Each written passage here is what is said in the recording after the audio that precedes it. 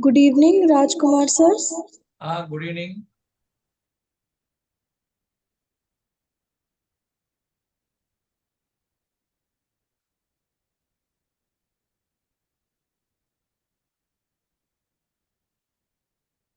Am I visible?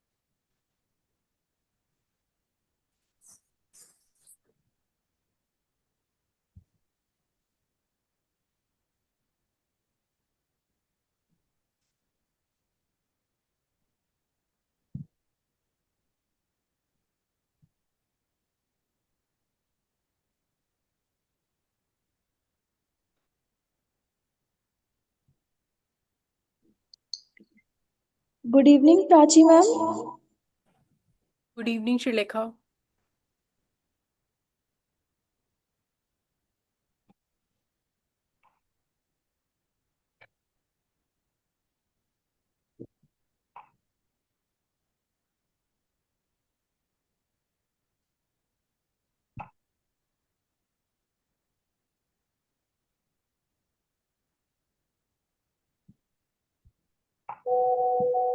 Hi, good evening. Sorry, my mic was off.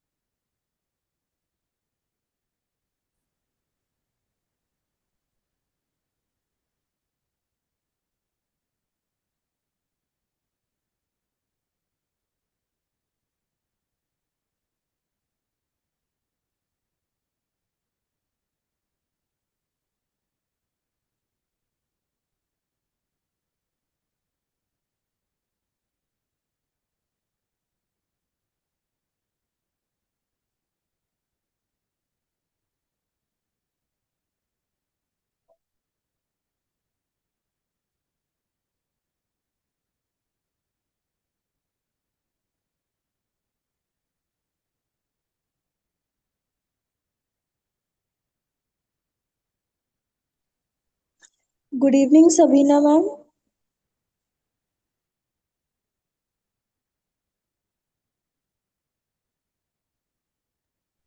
Hi, good evening. Am I audible now? Yes, ma'am.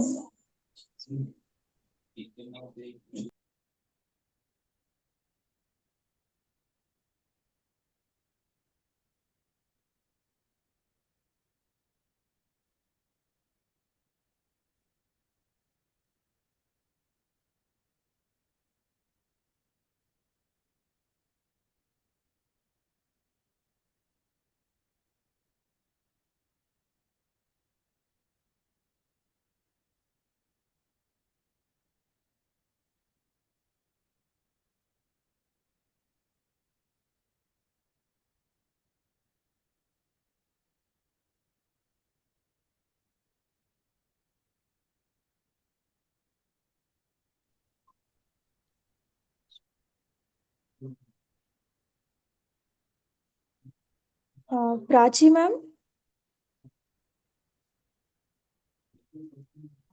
Yes, Uh, Shrilekha, please tell me. Prachi ma'am, am I audible? Yes. Yes, ma'am. We'll start the program. The program, Dr. R. Prasanna sir will join shortly. Okay, so you want me to start the lecture? Yes, ma'am. Once I introduce, ma'am. Yeah, On Srilekha, behalf can you of give the me 5 minutes? Association for Integrated Oncology, IAIO, a very warm evening to our distinguished faculty, medical professionals, and esteemed guests joining us from across the country. Welcome to the IAIO Expert Insights on Lung Cancer webinar. Tonight, we bring together leading oncology minds to deliberate on the most advanced strategies, precision care, and real world practice transforming lung cancer treatment.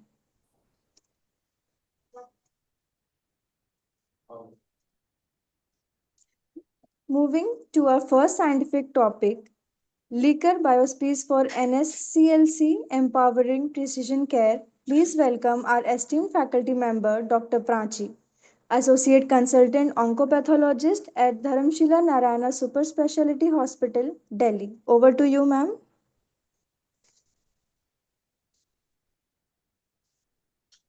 Thank you so much for the kind introduction, Srilekha. So, good evening, everybody. I am Dr. Prachi, working as an oncopathologist at Dharamshila Cancer Hospital, New Delhi. So, shall I share my PPT, Srilekha, or you'll be sharing the screen? Ma'am, will share? Yeah, okay. Okay, ma'am.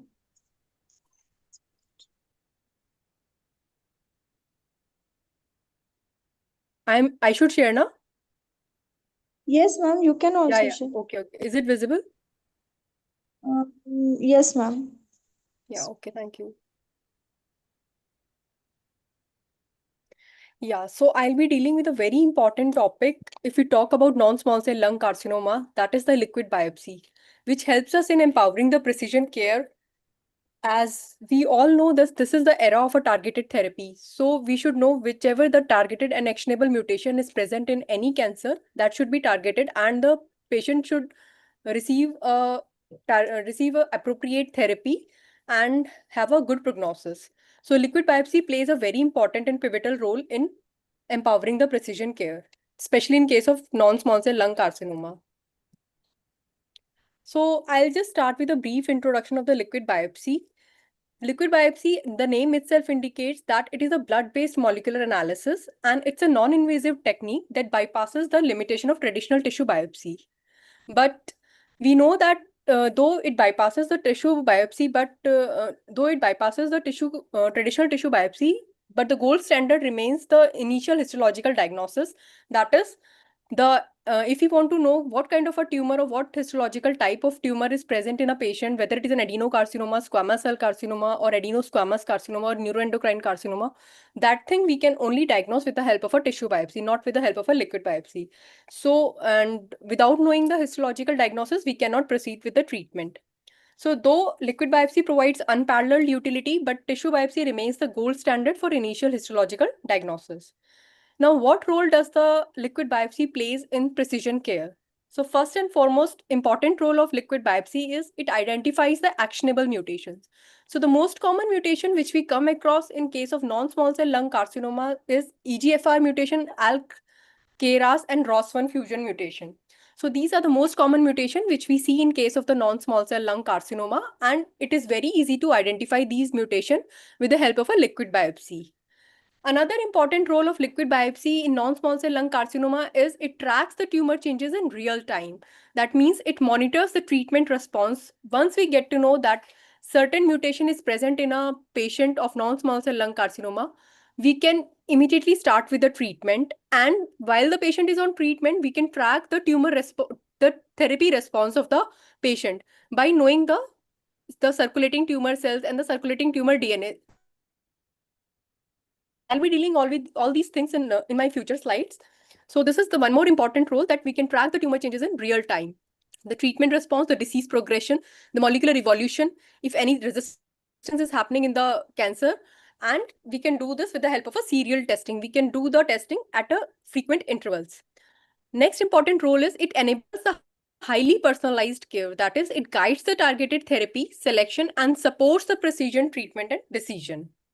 Once we know that the patient is having a EGFR mutation, we can prescribe the patient anti-EGFR therapy or ALK. If the patient is having anti-ALK fusion or KRAS mutation, ROS, then according to that, we can give the targeted therapy to the patient. Another important role of liquid biopsy here is it supports the adaptive oncology. That is, it allows a timely treatment adaptation based on the emerging resistance or new mutation. Because we all know that cancer is a thing which is very notorious. So during the therapy, the patient get resistance to that particular therapy. Why? Because they develop the resistant clone. And we can track that resistant clone with the help of a liquid biopsy so that we can change the treatment according to the clone which has developed later on, with the clone which has developed during the treatment, and we can give either the combination of the therapy or some targeted therapy particularly against that resistant clone. Another important role of liquid biopsy is it bypasses the tissue scarcity. That is, it provides a non-invasive alternative when tissue is limited or unavailable or unsuitable. In those cases also, we can do the liquid biopsy of the patient. So we'll deal with all these things in little bit detail so that you can understand in a more elaborate manner that what exactly is liquid biopsy all about. So if we talk about the bypassing the tissue scarcity, we know up to 20% of the lung cancer patient, they lack the sufficient tissue from the standard biopsy for comprehensive genomic profiling. So in all these cases, liquid biopsy plays a very pivotal role because just by simple blood draw, we can fill this gap. So supposing we have taken a tissue biopsy, we know the patient is having an adenocarcinoma. After or else if we are unable to differentiate whether it is adenocarcinoma or squamous cell carcinoma on the basis of simple morphology, we usually write it as non-small cell lung carcinoma. Then we advise further ancillary testing, especially immunohistochemistry. So in the case of the immunohistochemistry, we use the markers TTF1 and P40. If TTF1 turns out to be positive, it will favor adenocarcinoma, and if P40 turns out to be immunoreactive, it favors squamous cell carcinoma. But after doing this, we have to always subject the tissue to molecular testing. Now we have subjected the tissue to ALK and ROS testing. But after doing that, the tissue is completely exhausted and we don't have sufficient tissue left for NGS. Now, in such cases, liquid biopsy plays a very important role to know whether there is an EGFR, because EGFR mutation, ALK and ROS we can do with the help of a tissue, but not EGFR, MET, RAS mutation, all these KRAS mutation, all these mutation we cannot do with the help of a tissue. So here liquid biopsy plays a very important role. Another important thing is rapid turnaround time. Faster molecular results enables earlier targeted treatment. We know that we'll get the exact which molecular alteration is present in the cancer, and we can start the targeted treatment as early as possible. Another very important point is that it resolves the tumor heterogeneity. That is, with the help of a tissue biopsy, we can capture a focal tumor. We don't know the entire tumor area. We know only that particular area of the tumor which we are sampling. A tumor can be heterogeneous in nature also. So in such cases, liquid biopsy plays a very important role because it helps us in knowing the entire comprehensive molecular profile of the tumor, that which all mutations are present. Whereas the tissue biopsy, it provides only the focal nature of the tumor. Another important role is, I have already mentioned that it identifies the actionable mutation. The most common mutation is EGFR mutation. So the therapy against it we can start is osimertinib. Then ALK and ROS1 fusion. Then it also helps us in starting the precision therapy, that is axitinib and crizotinib. Then few other oncogenic drivers like KRAS, BRAF, RET, RET, MET, NTRK, HER2 alteration, and STK11, KEP1 mutation. All these mutation can be seen in case of the non-small cell lung carcinoma, and which can be detected with the help of a liquid biopsy. Another important point here is that now even immunotherapy plays a very important role in the targeted in starting the targeted therapy for the cancer patient. So immunotherapy is basically what we have to know. We can the liquid biopsy helps us in knowing the immunotherapy biomarker. Like with the help of a liquid biopsy, we can know what amount of the tumor mutation burden is present in the blood. And once the patient is started on, supposing the patient is put up on immunotherapy, and we start immunotherapy, and we are documenting the blood tumor mutation burden. If it turned out to be low, that means the patient is responding better. But if the tumor mutation burden is still high in spite of the therapy, that means the response is not good for the patient. So in those cases, we have to check for other things. Another thing is for advanced and metastatic non-small cell lung carcinoma, standard clinical workflow often favors a plasma first or a parallel testing framework. Next thing is, and I've already mentioned that it helps us in tracking the tumor in real time. So when you know the tumor has been diagnosed, at that time, the circulating tumor DNA level will be at very much high, will be at peak. But once you start the therapy, the ctDNA, that is the circulating tumor DNA level will start dropping. That helps us in knowing that it is an early indicator of treatment response. That means your patient is responding well to the therapy. So we are doing the live tracking of the tumor. Another thing is early response assessment. So with the help of a circulating tumor DNA, we can know the early indicator of the treatment response before the radiological changes appears in the patient. Then next is minimal residual disease. If we know that there is a persistent increase of the circulating tumor DNA, that means there is some residual disease in the patient or there is some relapse. Even according to the Asian Thoracic Oncology Research Group, they rely heavily on MRD tracking to identify which high-risk patient should require aggressive adjuvant immunotherapy or targeted therapy and which can be spared toxic over treatment. Next is the risk stratification. It guides the adjuvant therapy decision after curative treatment.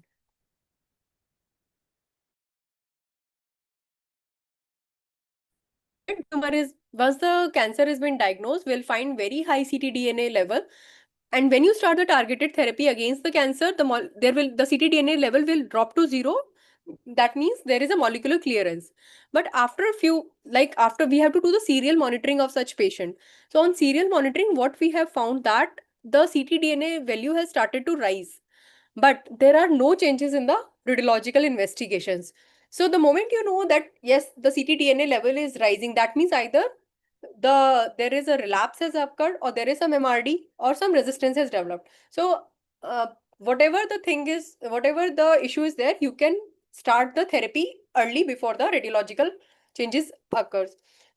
And yes, when the circulating tumor DNA level rise to peak, at that time at that time you will see the radiological changes. So before the appearance of the radiological changes or CT changes in the patient, you can start the treatment based upon the liquid biopsy report.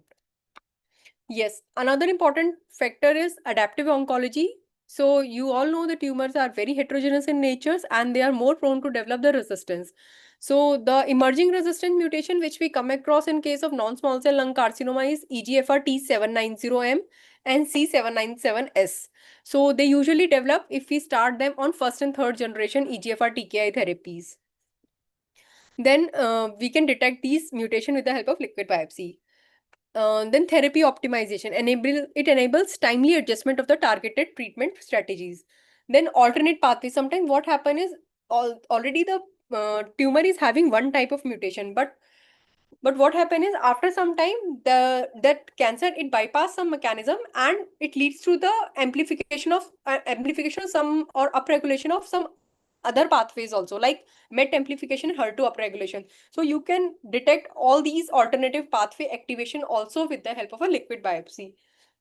Once you know that some other pathway has been activated, you can start the supporting combination therapy accordingly and can overcome such resistance. So this is just in brief everything. Once the patient has been diagnosed, it's confirmed with the help of clinical imaging and histopathological diagnosis. We can subject that patient to the liquid biopsy NGS panel. That is the blood sample analyzed using NGS and detect a broad range of genomic alteration, whichever is seen in that patient. So now, after determining the genomic alteration, we are able to identify the actionable mutation, whether it is EGFR, L-CROS1 or other oncogenic drivers or the blood tumor mutation burden. And accordingly, we can give the personalized treatment strategy. So once the targeted therapy has been initiated, based upon the molecular profile, we can go for the ctDNA monitoring. Then we have to do the serial blood testing to track the circulating tumor DNA level to assess whether the patient is responding or not, and to detect if during the treatment there is any molecular changes in real time. After that, after monitoring the circulating tumor DNA, now we know if the level of circulating tumor DNA is dropping, that means the patient is responding very well and is having a good prognosis. But if there is increase in the circulating tumor DNA or detection of the resistance mutation, it enables early intervention or timely change in the treatment strategies. So in this case, you can either start the combination of drugs or whatever resistance had developed. Accordingly, we can give the personalized treatment strategy. So this is the main, this is the overview of how we should proceed with the liquid biopsy. Now, very important thing is which all samples we can undertake in the case of a liquid biopsy. The name itself indicates liquid. That means whatever liquid thing is present inside our body, that can be subjected for NGS, or that can be subjected for liquid biopsy sampling. Important is always blood. Blood is always the priority or first and foremost sample which we can easily take from the patient. Other body fluids like urine, sputum, stool, peritoneal wash, ascitic fluid, saliva, anything we can take for liquid biopsy sampling. Yeah. Then another important thing, what all key molecular biomarkers are released by these fluids, so that we can monitor them. So important thing is always circulating tumor cells, then circulating tumor DNA, then extracellular vesicles like exosomes, then we even have cell-free DNA, then proteins, then some tumor-associated antigens or microRNAs, metabolites, or DNA methylation. But the most common which we usually do is circulating tumor DNA or circulating tumor cells. So circulating tumor DNAs, they always helps us in detecting the actionable genetic alteration like mutations, fusions, and copy number changes or single nucleotide variation. Then circulating tumor cells, they helps us in providing the whole cell analysis like morphology, the protein expression, and transcriptomics of the tumor cell. Then we have exosome or extracellular vesicle. They carry tumor-derived microRNA and messenger RNA, and they helps us in reflecting the real-time cellular signaling and adaptations.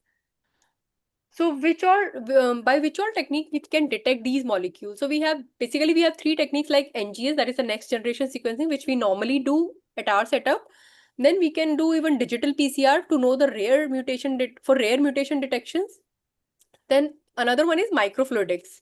So in NGS, this is a very important and very common method detection technique which helps us in knowing the genetic profiling of the patient. So it provides the high throughput screening of hundreds of genes, and it detects the mutation fusions and copy number alteration. It even calculates the blood tumor mutational burden. Then digital PCR, it is ultra sensitive. It helps us in knowing the specific mutation. If we are looking for some very rare or specific mutation, in those cases we can go for digital PCR. And it helps us, it provides the absolute quantification of variant allele fraction. Then it detects the variant at less than 0.1% frequency. So you can just imagine then how sensitive this method is. But definitely it's pretty costly. So we do only in the case of some rare mutation. But if we are able to find out EGFR AL cross, then we don't have to go for this thing. Then the last one is the microfluidics. In this, we take the peripheral blood, we isolate it, and we usually isolate and do the enrichment of those cells. And as the name itself indicates, that microfluidics, it helps us in knowing the entire morphology or entire property of the tumor cell, and in knowing the protein profiling, example PDL1, which helps us in starting the immunotherapy. If high PDL1 score we are seeing in case, then the patient is likely to respond to the immunotherapy. So these are the three techniques which helps us, in which we can subject the patient sample to for liquid biopsy. Now coming to the commercial panels which we have FDA approved. In case of the lung carcinoma, we have two panels. One is Guardian 360. Both are CDX panel, and another one is Foundation 1 CDX panel. So both are FDA approved comprehensive companion diagnostic panel. And the only difference is that genomic coverage, if we talk about it, the Foundation, it analyzes over 300 cancer associated genes. And the Guardian panel, it is optimized and focused panel. It is based upon the AI-enabled phenotypes. The key biomarker which are assessed with the help of the Guardian 360 liquid CDX is EGFR mutation, HER2 mutations. And whereas the foundation, it provides a broad range of genomic alteration. We have EGFR, KRAS, ALK, ROS1, RET, MET, BRAF, and many more mutation, whichever we come across in case of non-small cell lung carcinoma. Fusion detection is very limited in case of Guardian, but whereas it was very extensive in case of foundation. And lung cancer indication standard. So if we talk about the lung cancer indication, then if it is EGFR mutation, we can start with osimertinib, and HER2 mutation, we can start with trastuzumab and deruxtecan. And in this, we can assess multiple markers. So accordingly, we can start the therapy. If we talk about the additional biomarker inside, it is present only in case of foundation 1 liquid CDX. And key advantage is that of foundation 1 is it provides a wide analytical to capture the rare genomic alteration and alternative resistant pathway when patient progresses on therapy. While in case of Guardian, it is renowned for exceptionally high clinical sensitivity and ultra fast consistent turnaround time, that is under 7 days you can get the report.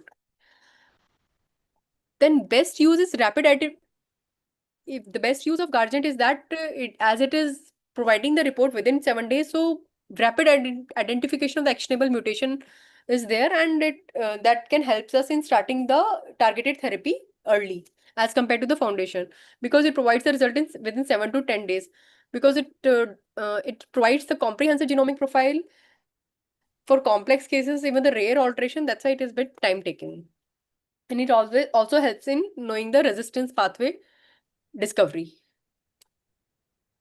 If we talk about the NCCN guidelines for liquid biopsy in case of non-small cell lung carcinoma, even they say that we have to perform the tissue and plasma NGS in parallel to accelerate the biomarker identification and treatment initiation in a newly diagnosed case of advanced non-small cell lung carcinoma.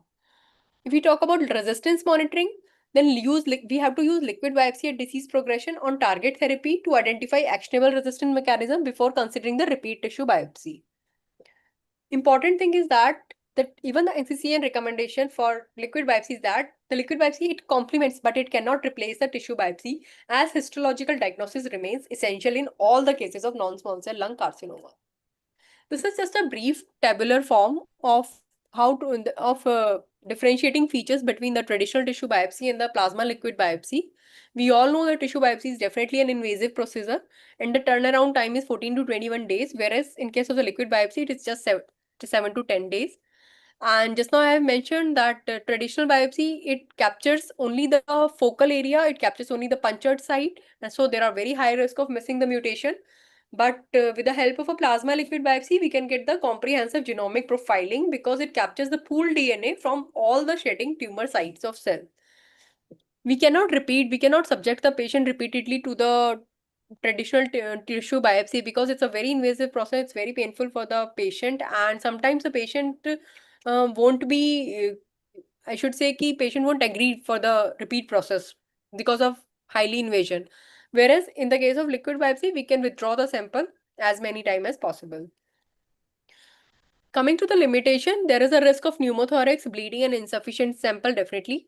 And if you talk about the plasma liquid biopsy, there are risk of false negatives due to low shedding tumors. Sometimes what happens, especially in case of the squamous cell carcinoma, sometimes the tumor cells are not shed in the blood, or very low shedding is there. In those cases, there are always chances of missing the mutation. The clinical gold standard for initial histological grading and architecture recognition, and the liquid biopsy, it helps us in tracking the clonal evolution and rapid genomic testing. So just for the better understanding, I have put some 3 cases just to know in which all scenarios we can subject the patient for liquid biopsy. So supposing there is a patient, 68-year-old, he's non-smoker, and he's a diagnosed case of metastatic lung adenocarcinoma.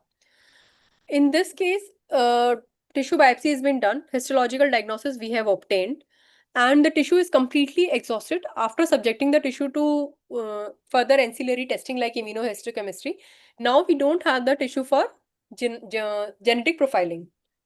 In those cases, we can put the patient to Guardian 360 liquid companion diagnostic, and plasma NGS can be performed. And what happened is, on performing the liquid biopsy with the help of an NGS, we have found that this patient is having EGFR exon 19 deletion with a variant allele frequency of 4.2%. Now we know the patient is having EGFR exon 19 deletion. We can immediately start the therapy anti-TKI inhibitor, that is osimertinib, initiated within 7 days. So the final result is we have avoided the repeat biopsy and faster treatment has been started. So this was one case which helps us in resolving the tissue crisis. Let's move on to the second case. In this, the patient is diagnosed. It's also a case of metastatic non-small cell lung carcinoma, and the patient is already on osimertinib from 18 months. In spite of the therapy, the disease is still progressing and the patient developed liver and lung lesions on CT. We have subjected the patient again to the liquid biopsy. We have done the plasma genomic profiling, and what we have found that the patient has developed a resistance mechanism. That's why the patient is not responding to the anti-TKI therapy or anti-EGFR therapy, which we have given in the starting, second and third generation, that is osimertinib. The resistance which have been identified on repeated serial tracking is EGFR C797S mutation and MET amplification. Even the alternate pathway has been activated. That is the MET amplification. So now we know the alternate pathway has been activated. The patient has developed the resistance. We can immediately start the adaptive treatment. That is, we have to modify the treatment. We have to give the combination of therapy. That is anti-MET therapy, capmatinib and osimertinib. So in this case, we have overcome the resistance and we have started the personalized therapy without multiple organ biopsies. Second scenario, in this, the patient is already at stage 2 in non-small cell lung carcinoma. The patient has undergone successful surgical resection and adjuvant chemotherapy has been already provided. Now, post-treatment imaging, we have found that there is no visible tumor. As I've already mentioned, that it is not necessarily that radiologically you will see the lesion before the circulating tumor DNA. So in this case, we have subjected the patient to know the circulating tumor DNA value with the help of a liquid biopsy, and every third month the patient was undergoing the same. Suddenly, what we have found that after a few months, the patient has the circulating tumor DNA has been detected and the level was rising, but imaging was still negative. So in such cases, what could be the reason? It could be either the molecular relapse has been identified months before the CT evidence, or there is some resistance of the or there is some resistant mutation has occurred, or else there can be some MRD also, minimum residual disease can also be there. So if we have detected that, we can start the clinical intervention early, we can escalate the therapy, and we can improve the relapse surveillance in such cases. So this was another case scenario where liquid biopsy plays a is of paramount importance and plays a very pivotal role.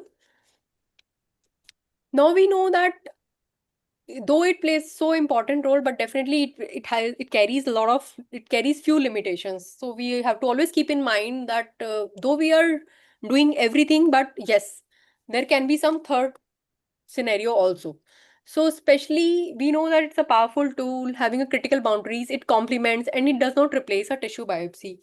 But yes, it is having few limitations for which we have to think yes, what limitations it can be. As I have already mentioned, especially in case of the squamous cell carcinoma, there is a low tumor shedding, or we call it as the non-shedder dilemma. So in such cases, the tumor will metastasize and will get the false negative result on plasma. So not all the tumors release enough circulating tumor DNA into the blood for detection, leading to false negative result. This is one important point. Another important thing is CHIP, that is the clonal hematopoiesis of indeterminate potential.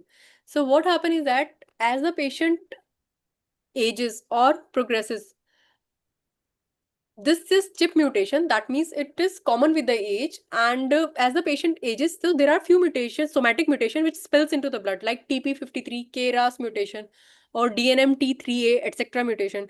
So in such cases, they can mimic other type of mutation. So we have to be very careful that whether actually it is a tumor mutation or it is a somatic mutation. Basically, it's like you can get a false positive interpretation because of the patient is developing because of the age. And that is quite common. As you grow old, especially after 50 years or 60 years, there are few mutations which commonly occurs and spill into the blood. So if we subject that blood under liquid biopsy, we can detect those mutations and leading to the false positive result. So this is another important limitation of liquid biopsy. Another thing is inability to identify the histological transformation. Tissue biopsy is mandatory. It requires to confirm the histological transformation. What happens is that if you have diagnosed the case of non-small cell lung carcinoma, then it can even get transformed to small cell lung carcinoma. We know the patient is having adenocarcinoma on tissue biopsy. We have put the patient on TKI therapy, but as the therapy is going on, it can undergo the histological transformation. That is, it can transform to small cell lung carcinoma. Then in such cases, you have to do the histology first rather than liquid biopsy. Until unless you know what histological type it is, then only you can determine what genomic alteration will be happening. The patient won't be responding at all because it is no more a non-small cell lung carcinoma. It has already transformed into small cell lung carcinoma. So in such cases, there can be a co-mutation like RB1 or TP53 co-mutation. So always the basic key takeaway is that histological changes cannot be confirmed with the help of a liquid biopsy alone. We have to do the tissue biopsy, which remains the essential in such cases, especially when there is a histological transformation of the tumor. The key takeaways from my talk today is that though liquid biopsy is a groundbreaking biomedical testing method, it exhibits promising advantages over traditional tissue biopsies in terms of affordability and convenience, and particularly when physical constraints impede the acquisition of the tissue specimens. It offers insights into the tumor heterogeneity, thereby enhancing the accuracy of tumor diagnosis, prognosis, and assessment. It involves the comprehensive evaluation and monitoring of the lung cancer patient for recurrence and mets. It enables the rapid identification of the actionable biomarkers, accelerate the targeted therapy, monitors treatment response and MRD in real time. It detects the resistance mechanism before clinical progression. It complements tissue biopsy to deliver precision oncology, but it never substitutes the tissue biopsy. It acts as an adjunct to the therapy, but cannot replace the traditional tissue biopsy absolutely. Thank you. Thank you, ma'am, for that insightful presentation on the power of liquid biopsies. Next, we dive into state of the art in IO for advanced NSCLC.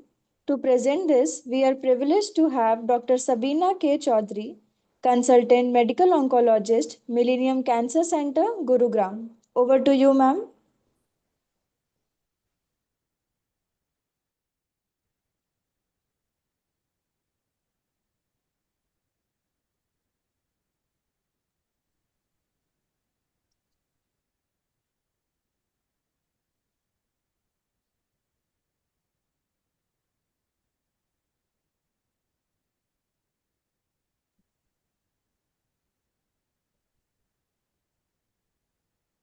Am I audible? Yes, ma'am. Hi, good evening, everyone. The topic given to me is immunotherapy in advanced non-small cell lung cancer. My slides are not moving.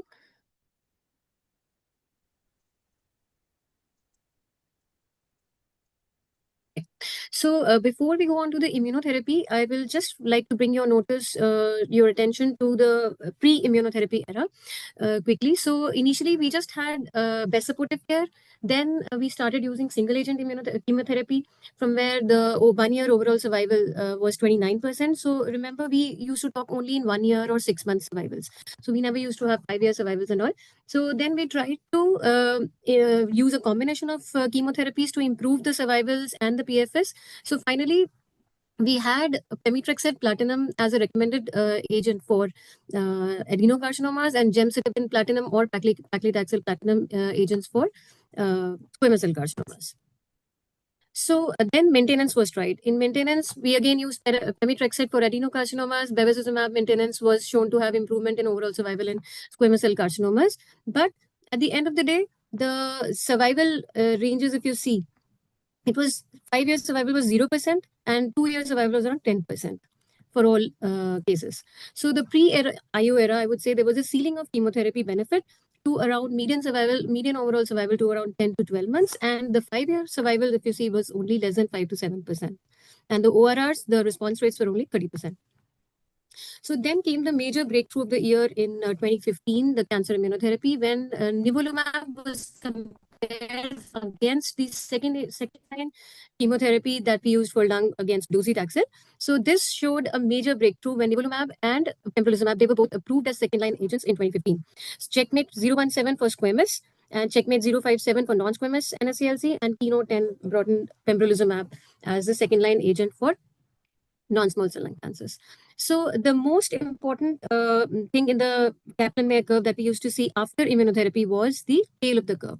So in this, the tail of the curve denotes that there are long-term durable benefits when we have used immunotherapy. Even after stopping the immunotherapy after 2 years or 3 years, there was a sustained benefit with immunotherapy. So basically, how immunotherapy works is, I'll just quickly go through this. Antigen are released by the dying tumor cells. So when they release antigens, that antigen is picked up by a dendritic cell. The dendritic cell will take it to the lymph node where a naive T cell will be there. That naive T cell will get activated when the dendritic cell brings the antigen to it.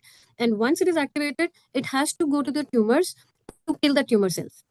And via this, it goes through the tumor microenvironment. So there are a lot of things that happen during this cycle that immunotherapy, it gets an adaptive response to the immunotherapy. So the hallmarks of immune escape. So tumor cells are very smart. They will want to escape the innate immunity that we have. So via PD-1, PD-L1 axis and CTLA-4, T cell exhaustion and tumor microenvironment. So unlike cytotoxic chemotherapy, the PD-1, PD-L1 blockade basically restores the adaptive immunity, enabling a durable and self-reinforcing tumor control.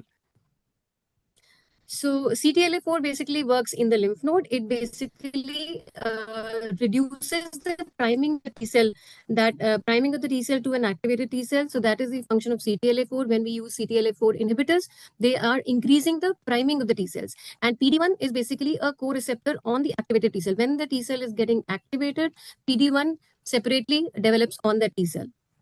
So that also is basically it basically tells the T cell not to get activated further. So when we use PD-1 inhibitor, it basically sends a stop signal to the T cell to not get activated once it gets engaged with the PD-L1 on the tumor cell.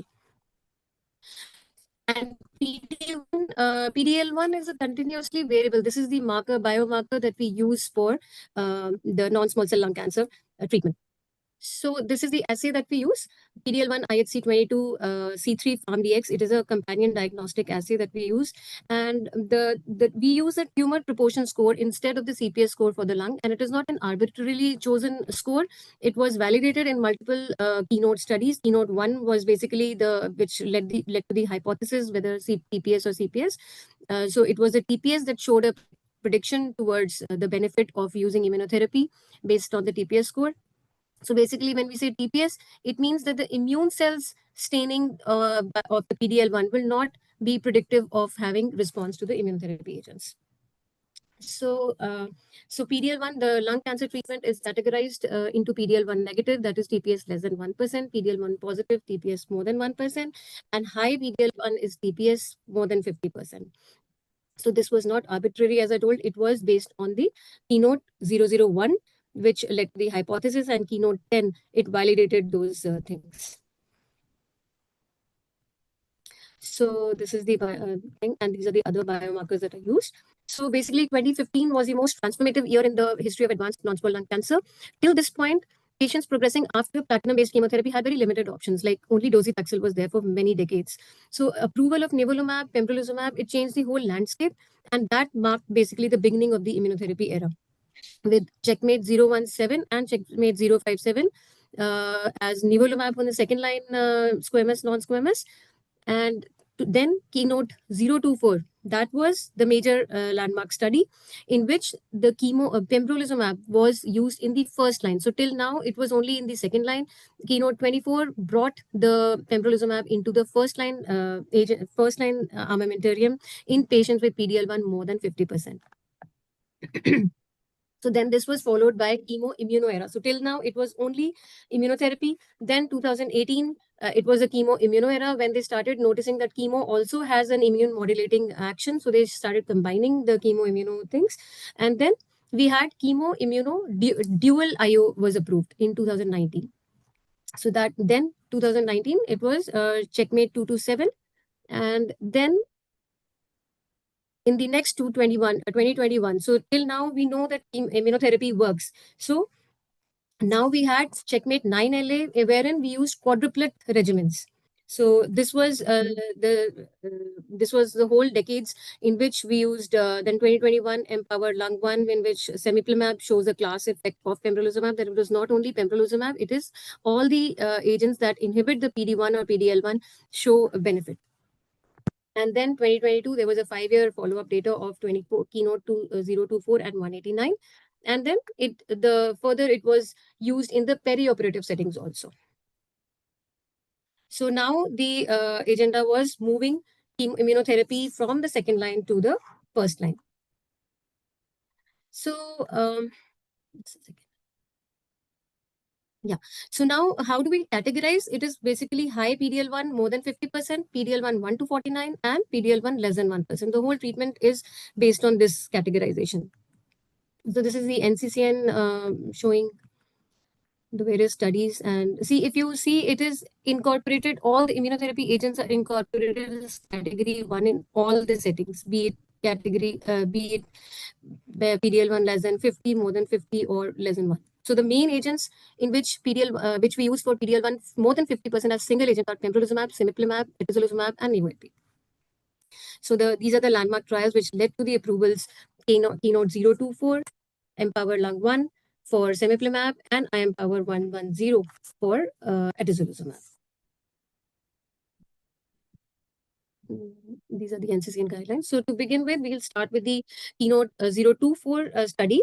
The most practice-changing trial, this was the Keynote 024, in which the patient population was a very highly enriched population, that is TPS more than 50%, which was established from the Keynote 001 and 010.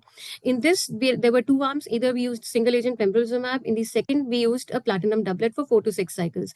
And another thing was that crossover was permitted. So if you see the OS benefit, the 5-year OS of Keynote 024 was 16% with chemotherapy, and it was almost doubled with immunotherapy. And if you see the survival curves, you see there is an early separation of the curves. The separation was maintained, and there was a survival tail. So this survival tail suggests that this plateau suggests that a subset of patients derives a very prolonged immune-mediated disease control. So this raises the possibility of a functional cure in a previously incurable disease. So this is the beauty of using immunotherapy in lung cancer. So then this was another shown in the Empower Lung 1 was confirming the class effect of cemiplimab. Again, the median overall survival was 14.3 with chemotherapy, and it was almost doubled with using immunotherapy as a single agent. The atezolizumab was also used in the IEMpower 110, wherein more than 50% TPS. It used a different platform, of course. So, but it again showed that high PDL1 population, you can use a single agent immunotherapy agent.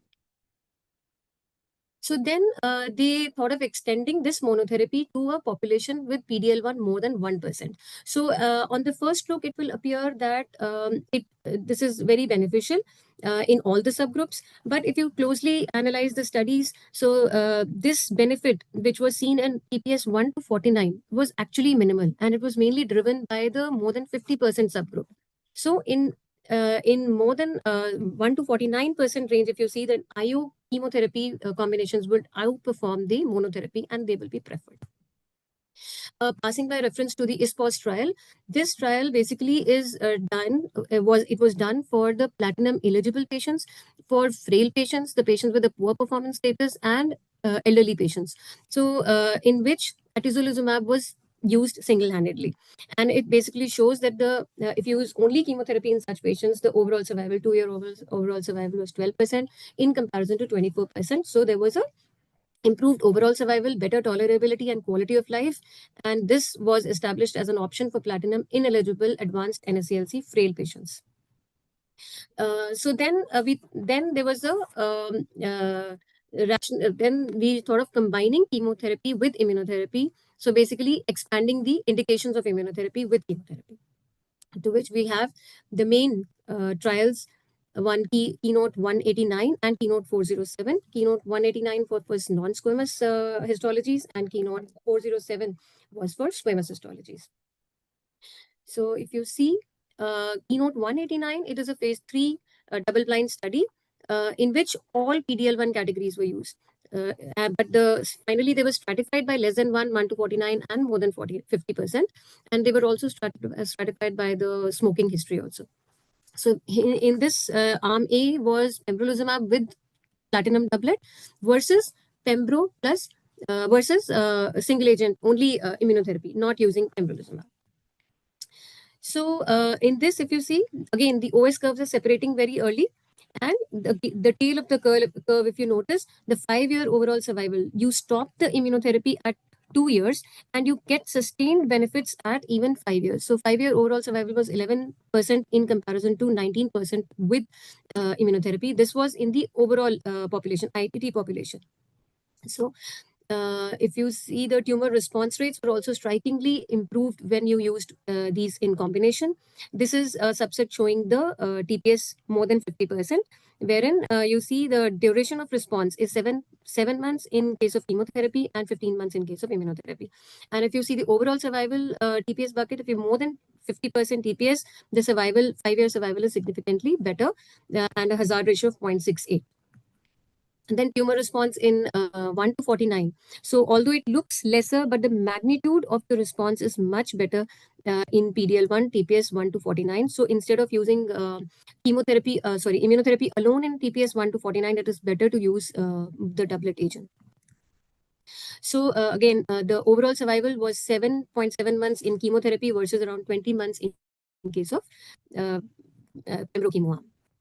So if you notice, the 5-year overall survival, in a summary, it is 11 months, 11% in case of chemotherapy versus 19.4 months in case of pembrolizumab.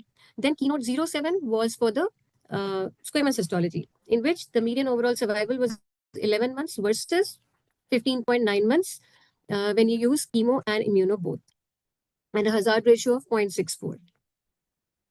And this benefit, OS benefit, was seen regardless of the PDL1 expression level.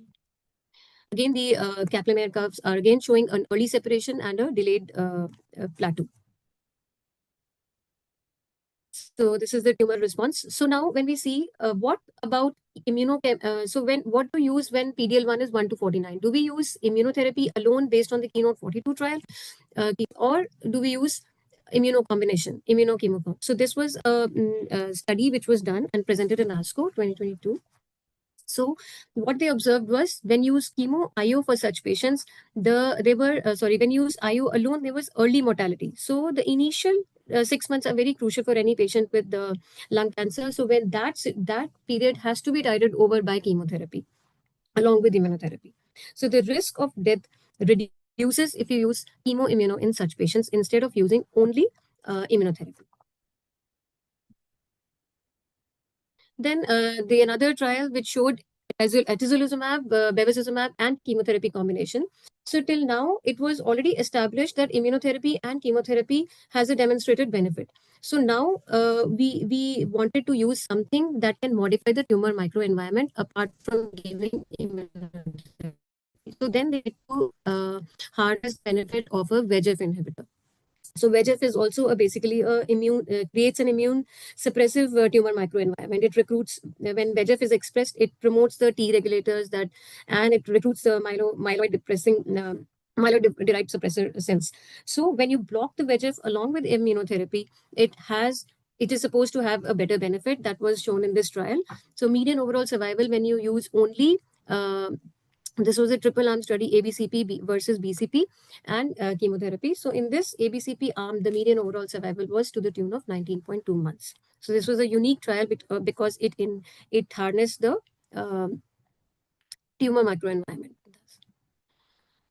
So the dual IO strategies in this basically utilized a long-term survival, treatment-free survival. So this was a new concept that the treatment-free survival was better when you use a dual IO strategy instead of using only immune checkpoint inhibitors.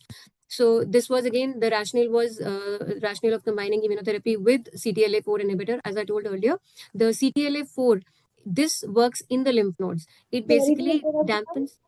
Sorry? Sorry to interrupt, ma'am. More 2 minutes left for the session. Fine. So this is the dual IO. So this showed better overall survivals when 14% versus 24% with a hazard ratio of 0.77. And this was Checkmate 9LA, in which the quadruplet regimen was used. Chemo, immuno dual IO.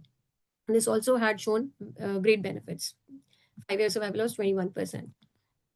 So this is the summary of all the trials. So more than 50% PDL1, only immuno can be used, but chemo can be used if you want an early benefit, like higher tumor burden. 1 to 49, single agent immunotherapy doesn't work. Chemo-immuno holds a better role. Less than 1, dual IO or chemo-IO is better than IO alone or chemo alone. So timing of administration, there was a study in which it showed that less chemo IO administered at before 3 p.m. was better, because there were more T cells during the morning hours. Then duration of first-line immunotherapy is always a questionable thing. So we usually continue it till disease progression or intolerable toxicity, or maximum 2 years, because it is said that the benefit is sustained even once you stop the immunotherapy. So then post immunotherapy, we have bispecific antibodies, ADCs, novel checkpoint targets, mRNA cancer vaccines, and many more to come. So this is the latest Harmony 6 trial, which showed the role of immunozumab, which has challenged even immunotherapy. So it was compared with tislelizumab with chemotherapy. So this has shown much. The OS benefit was irrespective of the PDL1 expression levels, and with a hazard ratio of 0.64. Thank you. Thank you, ma'am, for sharing those valuable updates on immunotherapy. Our third topic for the night addresses the optimal approach for AD in NSCLC. I now invite Dr. R. Rajkumar, consultant medical oncologist, Guru Hospital, Madurai, to share his expert insights. Sir, over to you, sir.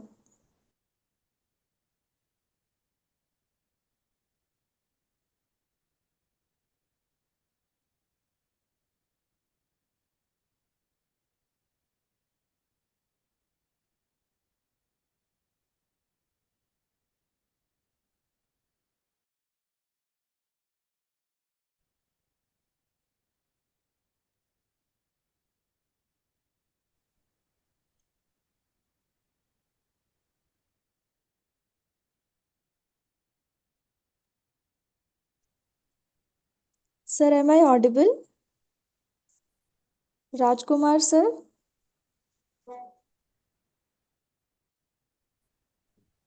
Yes, you are audible, sir.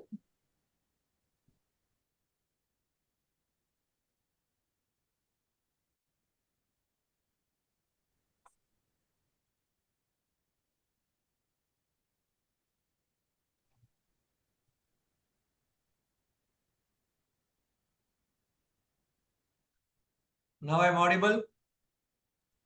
Yes, sir. Okay, sorry, I put it in the mute mode. Sorry. Yes. Now I'm audible now. Yes, sir. Okay, fine.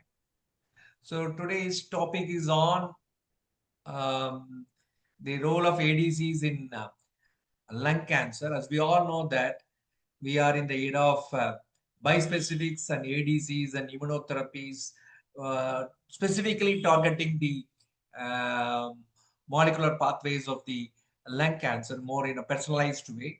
Today's my talk will be based on the following agenda: introduction on ADCs, HER2 targets, HER3, TROP2 ADCs, CMAT, and the future of the ADCs. So, as we all know that lung cancer, not a single disease, is a highly heterogeneous disease. Many diseases are clubbed together in a single entity called lung cancer. We have moved from a histology-based subtyping to a more of a molecular-based subtyping. So earlier it was, before 2000, it was based on the histology. It's divided into non-small cell and small cell lung cancer. Once again, the non-small cell cancer is divided into adenosquamous and the large cell cancers. And now we are moved into a more of a the phenotypic expressions of being identified with the help of IHEs or the NGS is based on the mutation profile or the molecular profile of the tumor. It's classified into EGFR, ALK, and KRAS. Now these pie is being chopped up into smaller and smaller unit, and we know that more than 50% of the these can be now mutation can be targetable. Earlier it was more than 50% was untargetable. Now we know that more than 50% now can be targetable with the help of a specific targets. For example, the EGFR, MET, HER2, RAS, BRAF, NTR, PI3K, MET. The list goes on and on. Very 30 now it has become more less than 30% of the tumor is having a non-targetable mutations. We have moved from the phenotypic expressions to more of a proteomic based and specific protein subtyping, whether it's TROP2 positive, MET positive, CE, and so on and so forth. So more of into proteomics nowadays.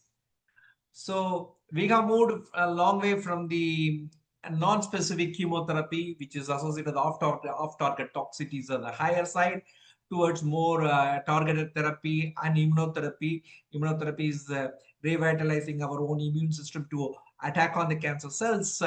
From that, from 2000 onwards, we have moved into the ADCs. This is delivering the chemotherapy in a more precise manner intratumorally with less off-target. It depends upon the identifying the tumor-associated antigens, specifically target the tumor-associated antigen both on the tumor cells as well as on the microenvironment of the tumor. And with the help of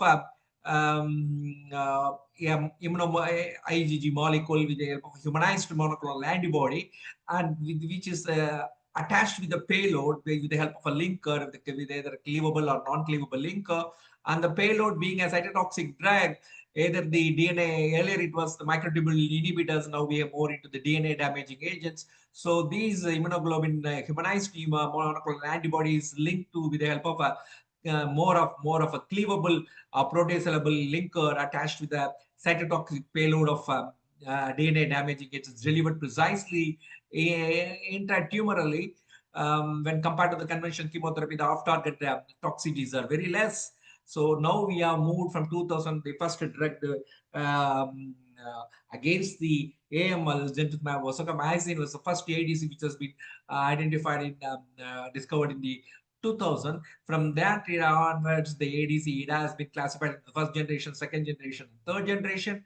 First generation ADCs were more little toxic when compared to the recent third generation ADCs. The first generation, the classic example for the first generation ADC is with a payload of non-cleavable linker with a payload of microtubule inhibitor, the gentamicin osakamycin, which was the FDA approval as later on withdrawn for the drug, is used in AML, associated with little toxicity like more of myelosuppression.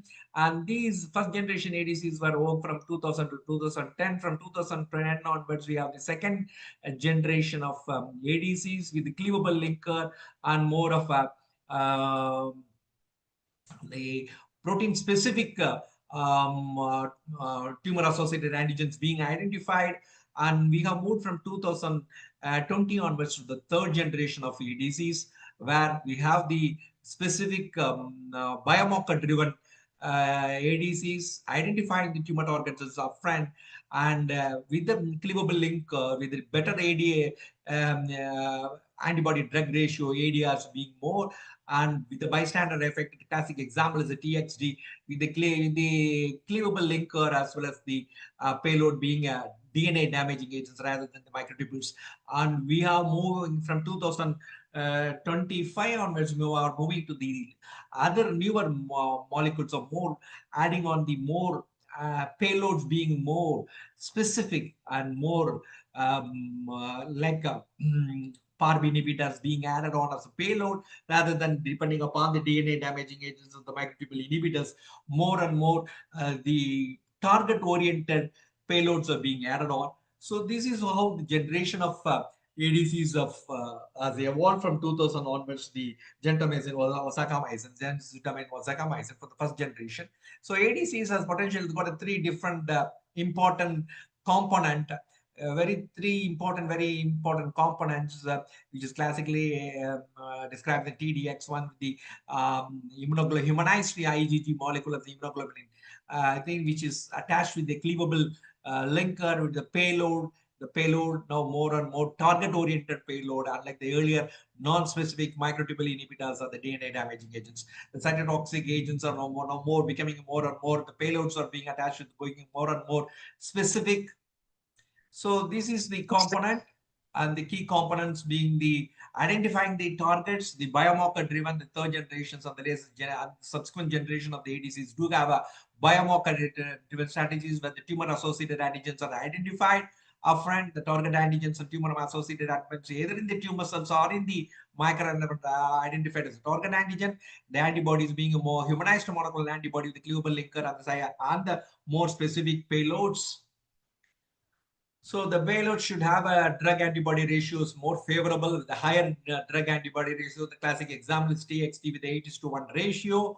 And the more and more now we are depending upon the more specific, unlike the earlier microtubule inhibitors, no more on DNA damaging agents, top 1 inhibitors, and the antibody epitopes are now being identified in the tumor microenvironment also. And the linker is more of a cleavable linker, which is helps in bystander effect also, and killing the non-tumor antigen expressing cells also. So this is very important. So it's the variables, the epitope expression of the tumor versus other tissues, the patient-related variables, these epitope expressions. So now more and more the ADCs are now not favored in the monotherapy fashion because the resistance do develop very easily. So ADC is now combined with immunotherapy. ADCs are combined with the targeted agents. Example, you can have a ADC which has got two epitopes being simultaneously attached to this is called the bipartisan epitopes are bipartisan ADCs. Then these ADCs can be combined with the immunotherapy. ADC can be combined with a small molecule inhibitor like anti-EGFR small molecule inhibitor in the case of it. So various combinations of ADCs are now coming. ADC is the immunotherapy, ADC attaching two epitopes of the tumor antigens or ADCs with the specific TK, anti-EGFR TKs, cMET TKs, monoclonal antibodies. So this kind of various evolution of the ADCs has happened. So the milestones, as you can see, the 2000 is a very important landmark. The first ADC, gemcitabine was approved by the FDA for the ALL and ALL and AML, then to my vancomycin, and then there comes the another landmark is 2010 when the brentuximab vedotin was approved. So the first generation is from 2000 to 2010. From 2010 to 2020 is the second generation where the sacituzumab govitecan was approved. The from 2020 onwards, more specific, more higher ADR ratio, wearing more target-oriented payloads, more of cleavable linkers. So this is the evolution of the ADCs classified in the first generation between 2000 to 2010, second generation 2010 to 2020, 2020 onwards, we are in the third generation of ADC evolution. So especially with the NLCSC, we have the first generation TDM1, which is against the HER2, and trastuzumab TXTs, which belongs to second generation, which is against the HER2, and the patritumab deruxtecan is against 3, topotecan deruxtecan is against the TROP2, and we have the sacituzumab govitecan once again is the TROP2 with the payload of SM38, and telistumab vedotin in the CAC camp, and so as the cMET. Again, these are all the various ADCs. Again, NSCLC and NSCLC, we have the rolipritizumab, sacituzumab govitecan once again against the TROP2. So these are the various landscapes of ADCs which has been approved or in the pipeline for the lung cancer. So ADC in the lung cancer is the epitope being the HER2, the TDM1, the TXTs for it. Now we have the approval and the very strong evidence for the TXTs and the HER3s and then the pipeline, patritumab deruxtecan, so the pipeline which is against the HER3, TOP2, topotecan deruxtecan. So once again, in the phase 3 trials are ongoing. Sacituzumab govitecan once again as FDA approved in various thing. various tumors, and CMET is trastuzumab vedotin, CCAM, CAC-CAM, and we have the other epitopes like the AXL and Nectin-4, enfortumab vedotin, which is being used in the bladder cancer, now being extrapolated in the NSC also is available. So we have the FDA approval, and we have the evidence for the trastuzumab TXTs in the subsequent lines, the second line, the third line, as well as in the first line, and the HER2 expressing lung cancers and LCLC. This is TDM1, which has got a thioether linker with the cytotoxic agents of a microtubule inhibitor, which has been phase 2 basket trial has been found to have used in the subsequent line of patients who are already exposed to various HER2 targeted monoclonal antibody therapy, and they have progressed and they found to have adagrasib TDM1 has found to be useful. This is the overall response rate of 42%, and as more and more we have entered the TXDs, the TDM1 has now been pushed out, and this is useful in the exon 20 and exon 19 expressions. But now we are in the era of TXDs. TXDs have replaced the TDM1, and TXD is a monoclonal, humanized anti-HER2 monoclonal antibody with a tetrapeptide-based cleavable linker, unlike the uncleavable linker of the TDM1. Is the deruxtecan is a topomerase 1 inhibitor, DNA damaging agent when compared to a microtubule inhibitor of TDM1. This TXD is far better, have a far better ADR ratio when compared to the TDM1. So this is now in the work. These got the tetrapeptide based cleavable linker with the bystander effect because it gets cleaved, and the payloads are released even before it enters the tumor cells with high potency and membrane penetrable.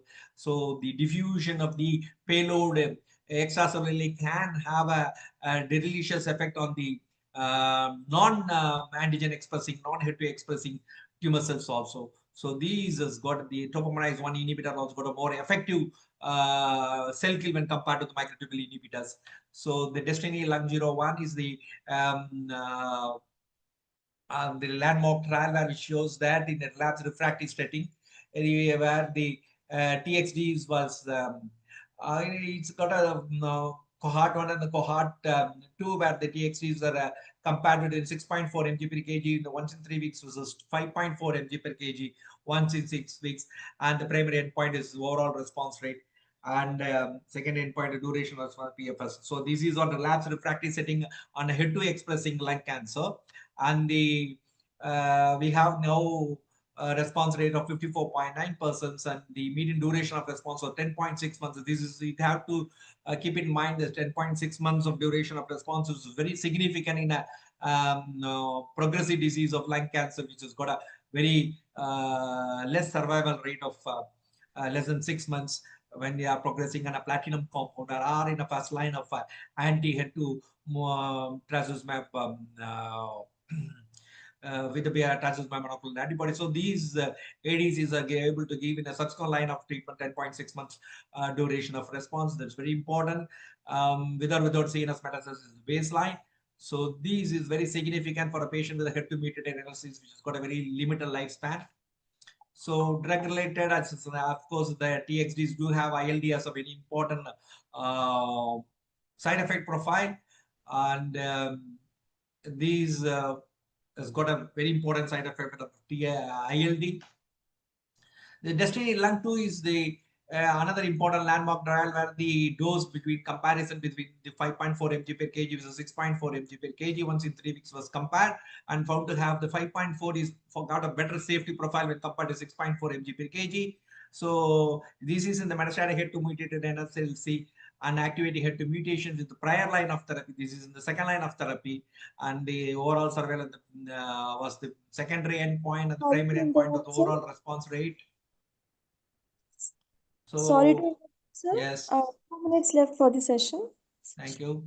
Destiny Lung 02 shows the drug-related trial is a little higher, lower with these 5.4 mg per kg when compared to 6.4 mg kg. So the FDA has approved the HER2 mutant for a HER2 mutant NSCLC subsequent line of treatment 5.4 mg per kg for other patients unresectable metastatic NSCLC. This is the first line treatment. Destiny Lung 04 is a first line treatment where the treatment naive patients with the advanced disease with the HER2 mutant with the exon 1920 with the TXT 5.4 is in comparison with the pembrolizumab glutatinib plus pemetrexed, the primary endpoint of the PFS with the BACR, and the which is an ongoing Destiny Lung 04 is an ongoing study which will help in identifying the pushing the TXT in the first line treatment of the NRC harboring HER2 mutations. HER3 once again is expressed in 83% of the LSC tumors. These are found, HER3 are found to be in the subsequent reason for the HER2 mutant lung cancer developing drug resistance. So HER3 is very important resistance pathway activator in a patients who have been exposed to anti-HER2 treatment. So HER2 expression associated with metastatic progression and decreased relapse-free survival in patients with NRCs. This is very important. So if you have any patient who have been exposed to an anti-EGFR or anti-HER2 strategy in the first-line management, the HER3 overexpression becomes the main resistance mechanism. So targeting HER3, the subsequent line of treatment becomes very relevant across multiple EGFR TK resistance mechanisms. As you can see, these patients have been exposed to the first line of erlotinib, but the gefitinib, afatinib have HER2 amplifications is around 10%. So if you are able to use an osimertinib in the first line, the HER2 is less, but when resistance mechanism alterations. But if you use erlotinib, gefitinib, afatinib, the previous line of TKs, the HER2 amplification becomes a very high potentially resistance pathway around 10%. So the patritumab deruxtecan is the novel HER3 targeted antibody drug conjugate, which has got a drug linker, which is cleavable, and the payload is being a topomerase 1 inhibitor DNA damaging agent with a cleavable linker. So this is the phase 1 study with the dose expansion of trying to find out the dose of 6.4, 5.6, or 4.8, or 3.2. The patients are heavily, keep in mind, patients heavily treated with the previous EGFR mutations, anti-EGFR drugs, as well as the anti-HER2 drugs. So as you can see, irrespective of the EGFR activating mutations, whether the EGFR being the resistance for that, or the resistance pathways, the other pathways are getting, other EGFR mutations are getting activated. These HER3-DXd demonstrated activity in patients with diverse mechanism of EGFR TK resistance. That's very important. Irrespective of whether the EGFR pathway is getting activated, point mutation getting altered, or the other mutational pathway is getting activated, these HER3-DXd demonstrated an activity against these cell lines. So durable response regardless of previous treatment to brain or history of brain metastasis is very important. So HER3-DXd targets unmet needs EGFR TK resistant EGFR mutated NSCLC. So pivotal HERTHENIA Lung 01 study is ongoing based on the results of study. They have found that HERTHENIA Lung 01 has been planned in such a way that the HER3-DXd targets in the EGFR TK resistant EGFR mutated NSCLC. So the anti-HER2 patritumab deruxtecan has been found to be effective, and they are put in the HERTHENIA Lung 01 study. TROP2 NSCLC, we have the two different drugs on the TROP2. We have sacituzumab govitecan, TROP2 targeted anti-ADCs with the SN38 irinotecan like SN38 payload with the cleavable linker, anti-TROP2 immunoglobulin as the basic structure. Sacituzumab govitecan previously metastatic NSCLC is found in the both in the non-small cell as well as small cell histologies. So it has been the EVOKE 1 and 2 trial, the phase 3 trial, and the phase 2 trial, where the EVOKE 1 is the use of SG as the monotherapy against the docetaxel. EVOKE 2 is the combination of the ADCs with the anti-PD-1 with the platinum-based chemotherapy in the first line setting of advanced metastatic, in order to anticipating that these are the pathways which get resistant. So you combine all the three, we combine the ADCs with the chemotherapy, with the immunotherapy, the first line setting itself, preventing the downstream alternate pathway getting a tatomatinib deruxtecan, once again as anti-TROP2 ADCs, which is a cleavable linker, and the payload is being exatecan derivatives as microtubule inhibitors. The tropion is the tropion pan-tumor 01 phase 1 trial is the one which shows the datopatinib deruxtecan and advanced NSCLC is dose finding, dose expansion study. The phase 1, 4 mg, 6 mg, 8 mg, all are showing good results, and the 6 mg has been chosen as 6 mg per kg has been chosen as a median dose for the phase 2 and phase 3 trial. Tropion pan-tumor summary is the out of the 3 dosing schedules, 6 mg per kg dose has been selected for further development. Overall response rate of 28%, median duration of response of 10.5 months. pivotal Tropion Lung 01 studies on based on these results. Targeting the CMET, telistumab vedotin, so again in advanced solid tumors, CMET has been found to get expressed in the resistant clones of the NSCLC following first-line management. The telistumab has been in the CMET advanced squamous cell lung cancer. Telistumab vedotin plus erlotinib in the CMET plus EGFR mutated NSCLC overall response rate 33% and PFS of 5.9 months. So now the ADCs are the future generations of the ADCs after the third generation. Now we are in the era of specifically targeting the tumor-associated antigen being expressed in the microenvironment, tumor microenvironment. So not only are targeting the tumor-associated antigens expressed on the tumor cells, we are into the era of targeting the tumor-associated antigens present on the tumor microenvironment, like the collagen, as well as the other fibroblasts and the other targets in the microenvironment. So we have the future is very exciting. The ADCs, from 2030 onwards is going to be era of ADCs and different forms of ADCs, bispecific ADC, combination of ADC with immunotherapy, combination of ADC with the specific targetable molecule in the tumor microenvironment. Thank you. Thank you, sir, for that brilliant breakdown of antibody drug. Concluding our individual scientific talks, we address conquering KRAS mutations in NSCLC. Please welcome our next expert faculty, Dr. K. Narendran, consultant medical and hemato-oncologist, Silverline Specialty Hospital, Trichy. Over to you, sir. I can share, right? Share my window. Yes, sir. Okay, thank you.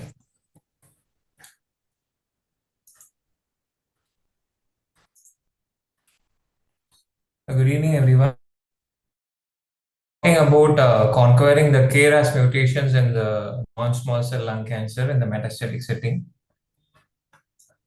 So if you see adenocarcinoma and the squamous cell carcinoma, the percentage of KRAS mutation is around 20, it varies 25 to 30% in the adeno. In the squamous, it's less, it's around 1 to 7%. Among the adenocarcinomas, you see the Western population, they have a more of percentage of the KRAS mutation compared to the Asian population.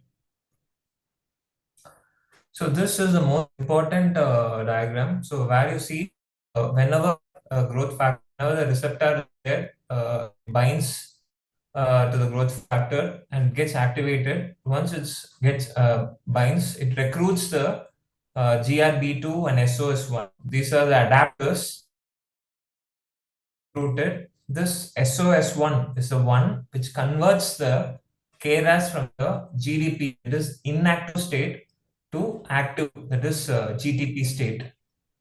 So once this comes into the active, KRAS comes into the GTP, that is active state, the downstream signals like RAS, RAF, MEK, and P3 mutation and RAL pathway, all this pathways gets activated.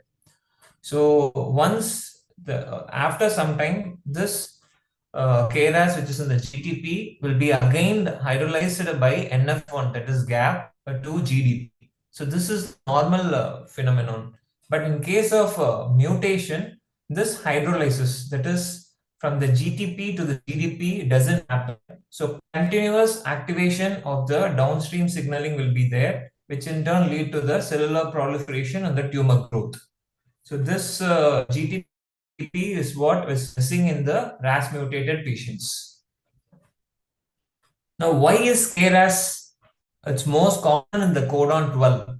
Why not in other mutation? Because when you see KRAS mutation, most of the 8% mutation comes in the codon 12.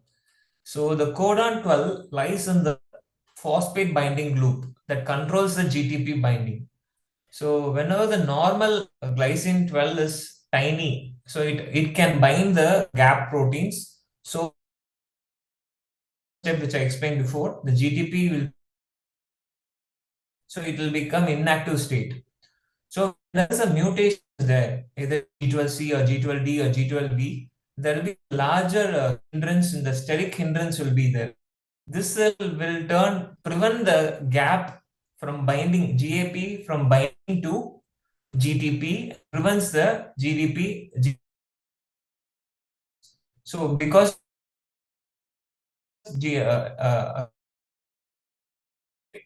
of that, there will be continuous activation of the downstream signals. 12 mutation is very important because the GTP to G.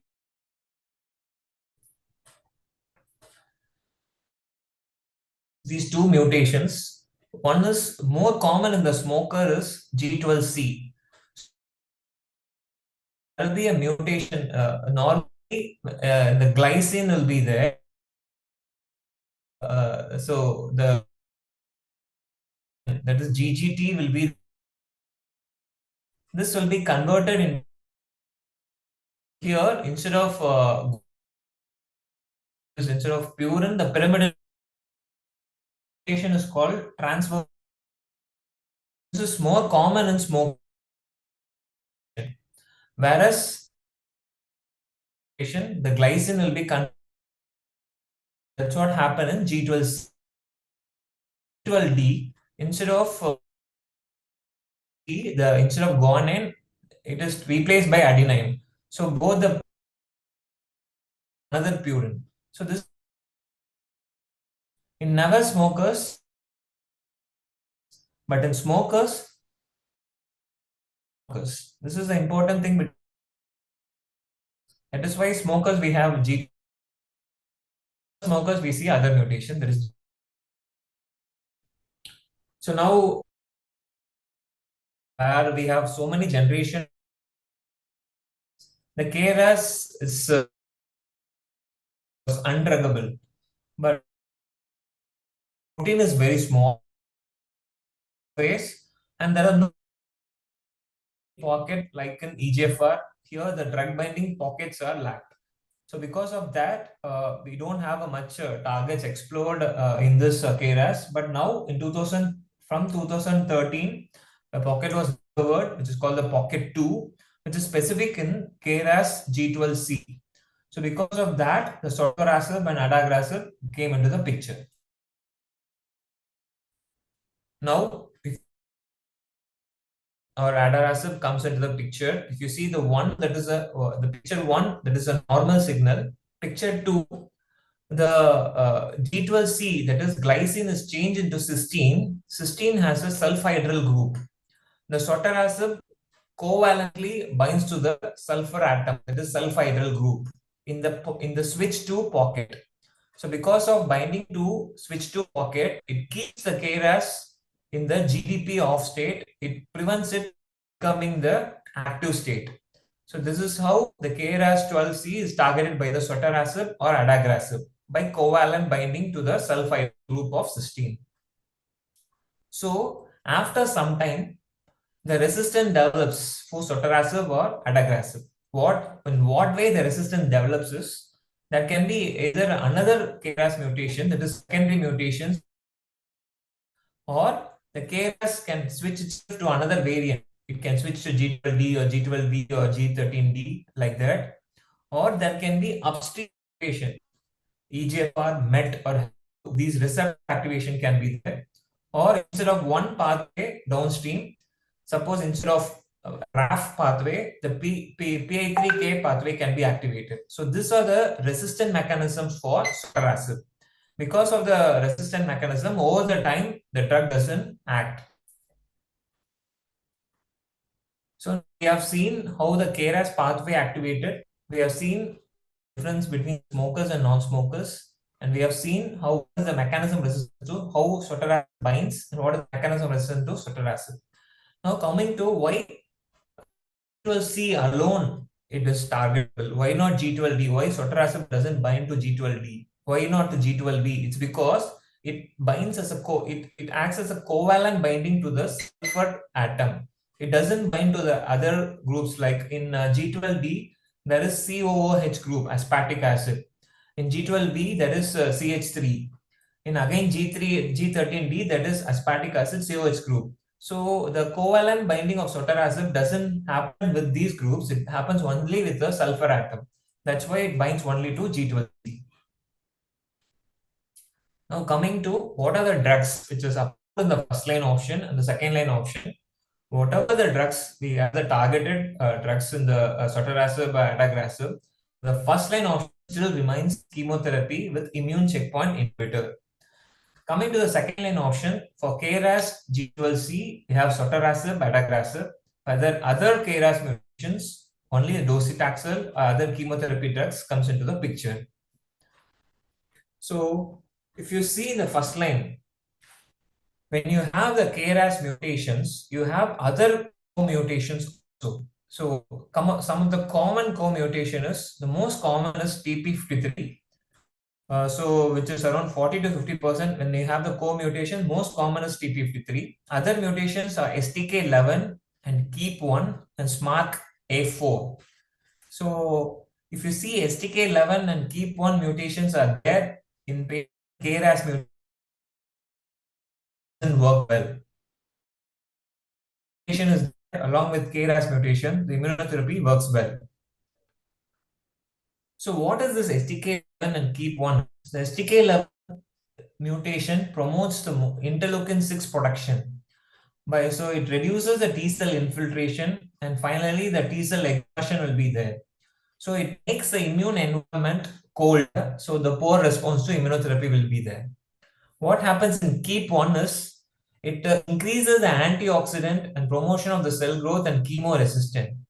So because of that, the resistance to immune checkpoint inhibitors also will be there. So that is why STK11 and KEAP1, the response to immunotherapy will be poor. Coming to TP53, there will be more of tumor mutation burden and more of PD-L1 expression. So that's why when the co-mutation with TP53 will have a better response to immunotherapy. So SMARCA4, it is neither like TP53. So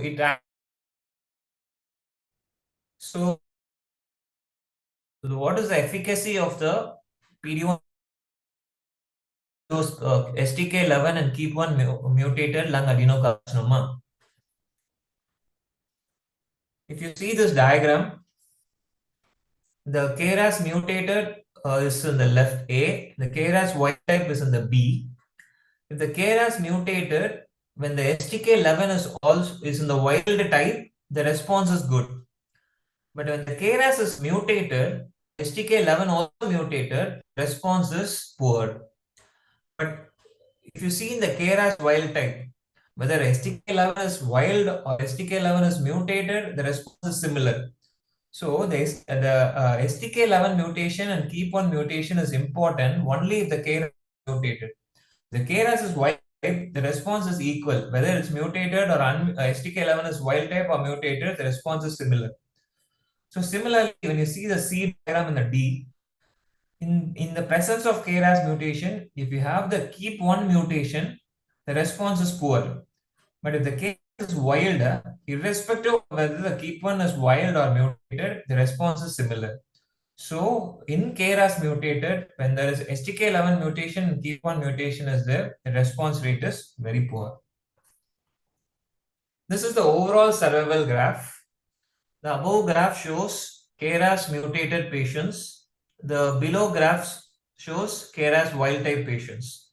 If you see in the below graph patient, the KRAS wild type, whether the STK is mutated or non-mutated, the survival is similar. The graph goes along. Here also, when the KRAS wild type, the KEAP1 mutated or wild type, the graph goes along. But if you see in the graphs B, in the KRAS mutated, the red one shows STK11 mutated. In blue line shows STK11 wild type. If the KRAS is mutated, if the STK11 is wild, they have better survival. Similarly, in KEAP1 also, if mutated, if the KEAP1 is wild type, it has a better survival. So the response rate and survival is poor if in KRAS mutated patients, if there is co-mutation STK11 and KEAP1. So what are the other strategies which you can overcome this resistance? There are various phase 1 studies where they looked into the response rate by combining the RAS inhibitors along with the immunotherapy. In CRISTAL-7, they showed that combining adagrasib with pembrolizumab The response rate is around 63% in patients with PDL. Most of patients are PDL more than 50 in this trial. In other trials also, the response rate, there are very less number of patients. Sorry to interrupt, sir. 2 minutes left for the session. Yeah, sure. There are very less number of patients. So the response rate in these patients when you combine therapy is more. So this is one strategy, another strategy to increase the response rate and increase the survival, which is not yet approved, but it's on the trial of it's on the phase 3 trial. So, so as of now, there's only chemotherapy with immunotherapy, but the poor survival we see in the KEAP and STK11 patients. What in future, we know immunotherapy can be combined with KRAS inhibitors, maybe it comes in the first line. You see in the second line option, the code trial, which is the compare the sotorasib with the docetaxel. Here it is in the second line, they either random sotorasib with docetaxel. You see the primary endpoint here is the PFS, where the sotorasib it's around 5.6 months median PFS compared to docetaxel. The hazard ratio is 0.66, and the response rate it's 30% versus 13%, and whoever responded had a longer duration of response. The safety, if you see, sotorasib, the main distinct toxicity is diarrhea and transaminitis. So patient reported outcome of this trial is with the global health status, physical functioning, improvement in the breathlessness, improvement in the cough, and improvement in the chest pain, sotorasib overscored compared to docetaxel. And the overall survival, there is no significant difference, likely because it is influenced by 26% over to sotorasib. So sotorasib is shown beneficial over docetaxel in the second line. Another drug is adagrasib, where it is randomized between adagrasib and docetaxel. So here, if you see the baseline characteristics, the brain mets, liver mets, bone mets, all are included. The response rate and the PFS, if you see, the PFS is 5.5 months with adagrasib, whereas docetaxel is 3.8 months. It has shown a survival benefit, PFS. The hazard ratio is 0.58.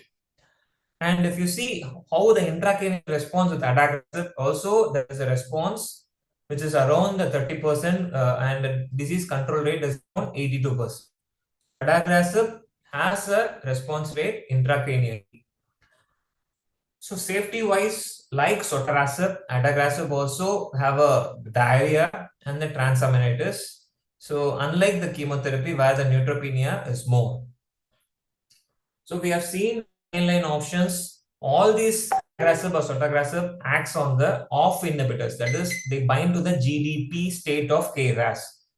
So because of that, later when there is a mechanism of resistance comes, this short duration of responses only will be there. So now what more than on inhibitors, KRAS on inhibitors, everyone was surprised when the pancreatic cancer data was presented. Daraxonrasib, it acts specifically on the KRAS on GTP, where the response is sustained, we have the longer survival. So these are the various inhibitors, that is off inhibitors, on inhibitors, and pan-RAS inhibitors being on the in the trial. Various G12C, G12D, G12V, and G12A in various mutations. So just to keep just a last point on sotorasib versus daraxonrasib, it binds in a different way. The sotorasib binds in the covalent way to the switch 2 pocket only to G12C and keep always the GDP in the GDP, prevents the GDP to GTP conversion. So whereas daraxonrasib, it acts on the GTP, so binds to the KRAS GTP and recruits the cyclophilin A. This complex block prevents the binding of the effectors and the consequent activation of the downstream signaling. So sotorasib acts in the off state, daraxonrasib acts in the on state. So these are the various trial study. So to conclude, KRAS mutation is not easily targetable. It has various type of mutations. Smokers are more of transversion mutations, never smokers transition mutations, and there are still the chemotherapy immunotherapy is the drug of choice. One STK11 poor responders. Second line G12C you have sotorasib, adagrasib, whereas other mutations still the chemotherapy is the drug of choice.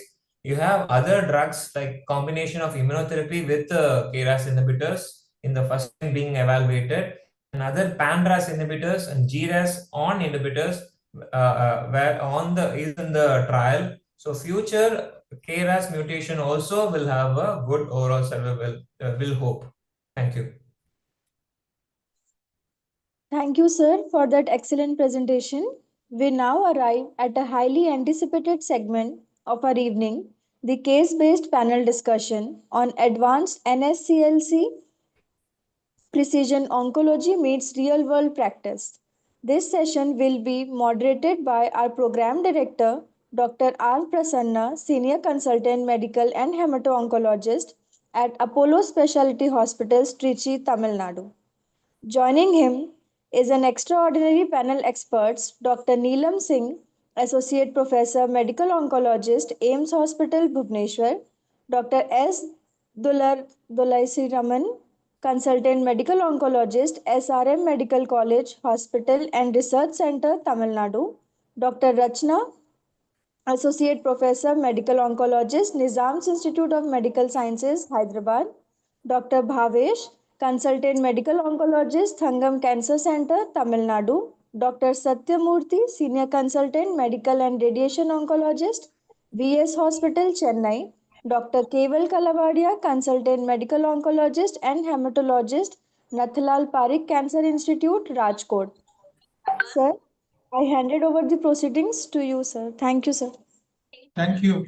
Good evening, everyone. It's a great pleasure to be a part of the IAIO webinar on lung cancer. So today we have, for the next half an hour, we have a panel discussion on the precision oncology meets real world Indian practice. So still we have heard from our speakers, the previous speakers, about the management of precision oncology with the Western data, but we also encounter real world clinical patients in India. So we will take you through that. So can you see my slides? Yes, sir. Yeah, thank you. So as we know that metastatic non-small cell lung cancer is a heterogeneous disease, and it has now become a poster child for precision oncology medicine, where molecular testing is the standard of care in this era, and so that we can deliver a personalized therapy with better outcomes with a stronger evidence. So we have our panelists, 6 panelists. We have Dr. Neelam Singh, Dr. Dulaisiraman, Dr. Rachana, Dr. Bhavesh, Dr. Satyamurthy, and Dr. Keval. So yes, we have now segregated lung cancer into histology-based and also now into the molecular-based segregation has been done.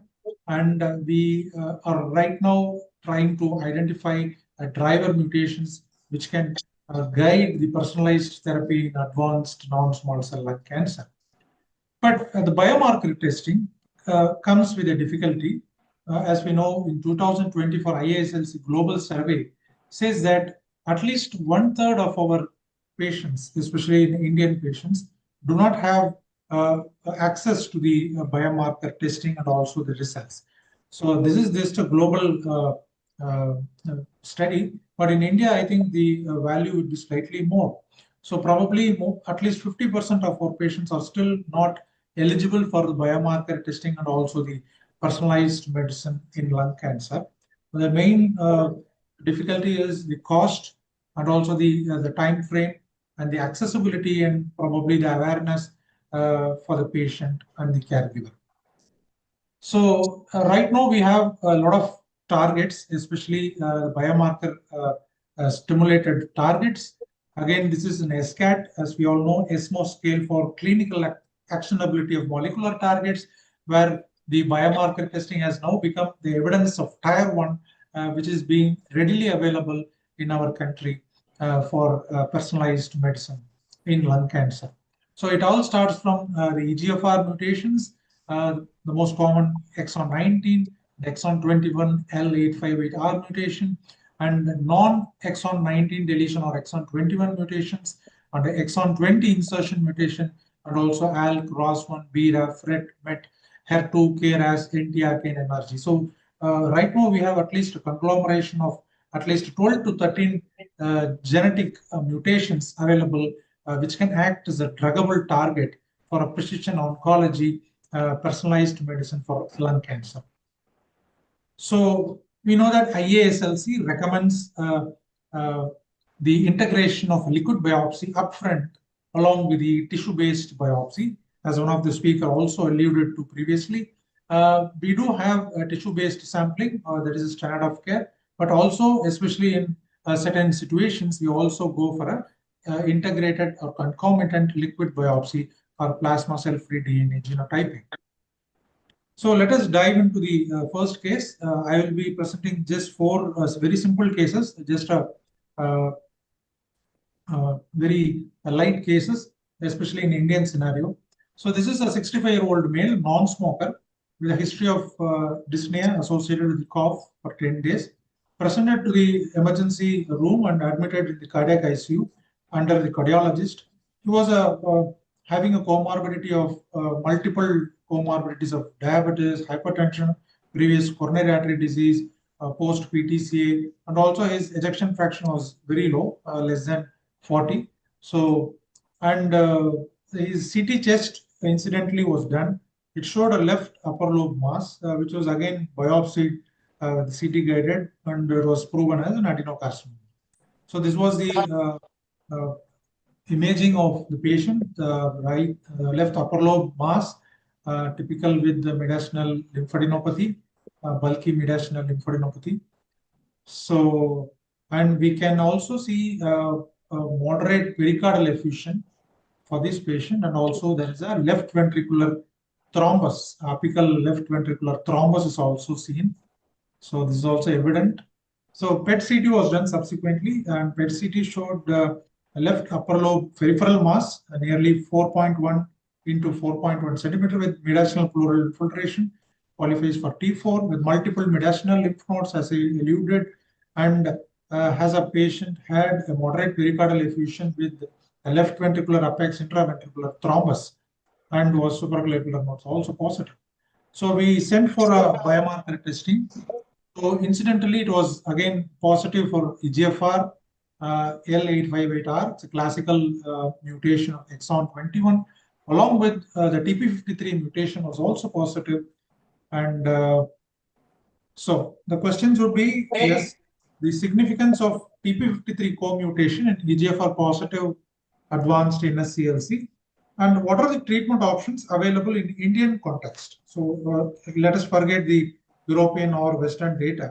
So how do we approach this type of patients clinically in our day-to-day Indian practice? So let us start with our panelist, Dr. Neelam Singh. Are you there?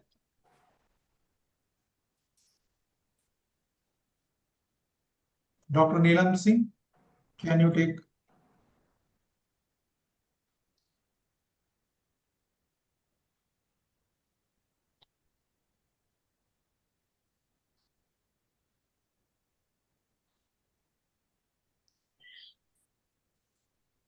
So Prasanna, Bhavesh here. Yeah, Bhavesh. Yeah. I think TP53 basically signifies that whenever it is seen with any co-mutation, whether it is EGFR or ALK positive, the prognosis becomes less favorable compared to a plain EGFR, which is not co-mutated with TP53. Yeah. So that is first thing. And definitely, if we see the Indian scenario, those patients who were started on Gefitinib plus chemotherapy, which was the TMH study, in that there were some patients with co-mutations also. So I think chemotherapy plus TKI would be a good combination to start for our Indian patient. Only thing, their general condition has to be good, because we know that this combination can be a little toxic, and we have to keep monitoring for those toxicities also.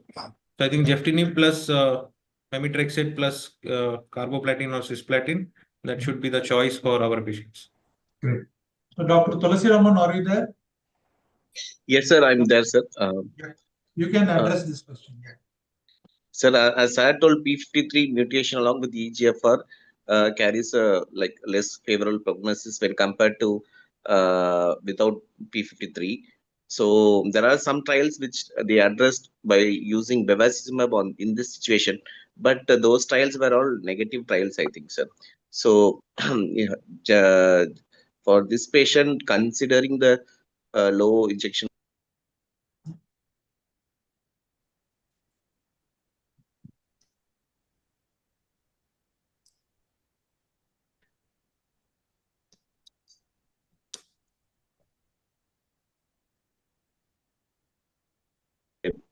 or like those like drugs than a chemotherapy. So I don't think he will tolerate doublet like pemetrexed with cisplatin or carboplatin. Absolutely. If Absolutely. But Dr. Rachana, you have any option? Uh, Yeah. if the patient was fit enough and affordability is not an issue, then osimertinib plus chemotherapy, the FLORA2 data would hold good for a P53 positive, EGFR positive, and SCLC. But for this particular patient, sir, I would think that maybe at least we should offer them osimertinib over first generation TKI if you are not giving them a combination of chemotherapy plus TKI. Because osimertinib is a fairly well tolerated drug. And it will also give us a better result than the first generation TKI alone with the comorbidities which the patient has. Okay. Fine. Dr. Satya, you have anything to add? Dr. Satyamurthy?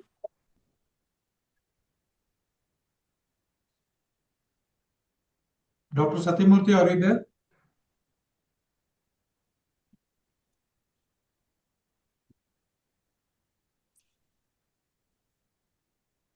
Dr. Keval? Yes, sir. So Yeah, as TP53 is also positive, so along with the early resistance, there will be shorter duration of response to whatever treatment that we are giving. And as we have seen multiple comorbidities, and it is metastatic setting, I would like to do an MRI brain as well. If there is lesion, I will try to give PAL-RT to the brain and then start osimertinib single agent and then reassess. Okay.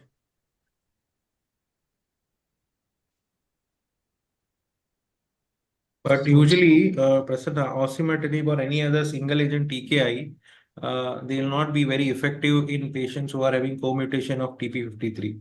That is the reason we have to add some kind of chemotherapy to this. Single agent TKI will not have very great results with co-mutations. Whether it is osimertinib or whether it is geftinib or whether it is second generation, it won't be as flowery as we see in EGFR mutated patients who do not have co-mutations of TP53.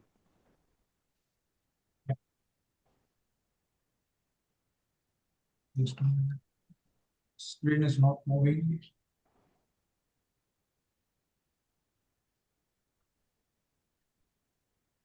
The screen is not moving. Somebody from the technical team can look after this. The screen is not moving. Dr. Prasanna. Yes. Can you go to the next slide?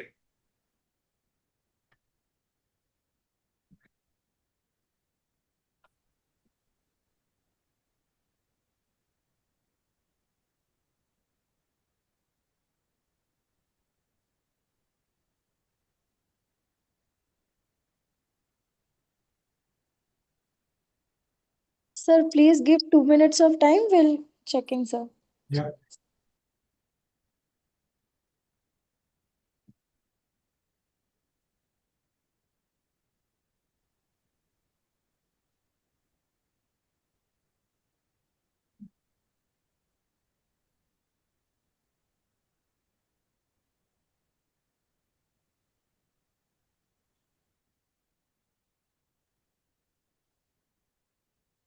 Stop sharing and chat again.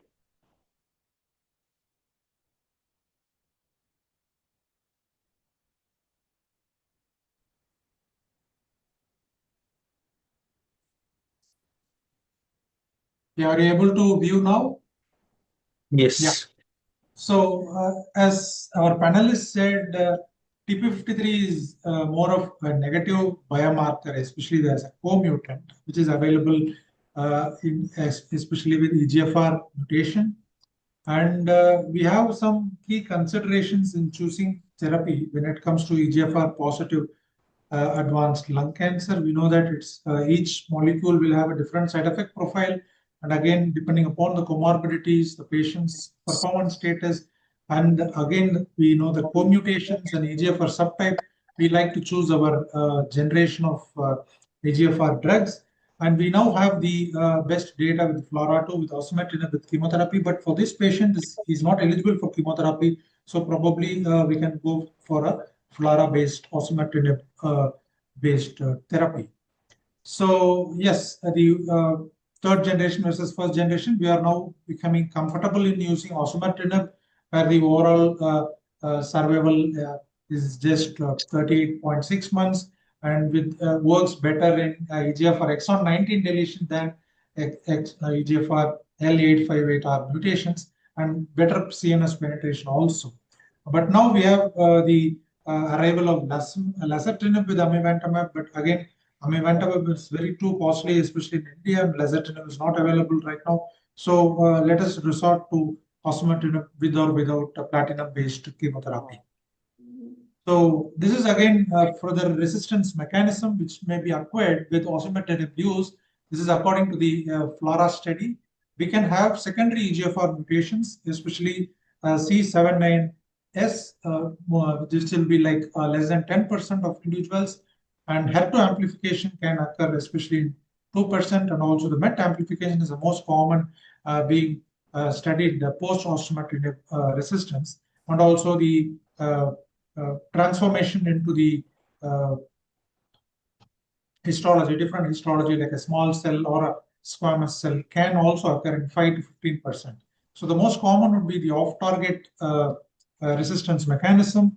30 to 60% of individuals on osimertinib might develop the off-target mechanisms like MET, HER2 amplification, and KRAS, BRAS amplification. The on-target is very less common. The most common would be the C797S. So this is again patients who are on osimertinib with chemotherapy. They also develop resistance, especially the 4%. They have the on-target, that is C797S, and less than 10% they have MET amplification, and other mutations or resistance bypass mechanisms are less common. And still 75% of these acquired resistance are yet to get unraveled, especially in the platinum plus osimertinib TKA combination resistance mechanisms. And this is the combination of the tissue TP53 co-mutation. We know that even in the FLAURA2 trial, the OS benefit was very less whenever the patient had a tissue-based TP53 mutation versus the wild-type mutation. But right now we have an option of osimertinib with platinum pemetrexed, which would give at least a better 3-year overall survival of 65% versus 58% in mutant versus non-mutant patients. So let us go to the case 2. This is again a 62-year-old female with a comorbidity of diabetes, history of cough with dyspnea on mild exertion for 2 months, and she was referred from Coimbatore to our center for ease of accessibility, and patient is nearby in the Delta region. So this was the PET CT scan done in the Coimbatore. It was showing right upper lobe mass with pleural effusion with pleural metastasis, and 2.9 into 2.3 centimeter right upper lobe mass with abutting the parietal pleura and multiple pleural nodules, and also the opposite lung nodules are present, and right pleural effusion was also present. So previously she was with right ICD where the pleural effusion was tapped and removed, and pleural cytology was negative, but she underwent a thoracoscopic pleural biopsy which was positive for adenocarcinoma. So stage 4 lung cancer, malignant pleural metastasis, and she underwent. She was started on palliative chemotherapy in the primary center, So she came during the chemotherapy to our center. So biomarker testing was done. TPS was typically positive, 80% PDL1, and EGFR is exon 18 EGFR was positive, G719S and G709A, along with a co-mutation of TP53. So this is uncommon EGFR mutation, G719S with a TP53 co-mutation. So this is the genomic testing for this patient with TPS of 80%. So the questions would be the significance of EGFR uncommon mutation, how common is in Indian practice, and again significance of TP53 mutation and the treatment options available. So let me again start with Dr. Neelam Singh. Are you there?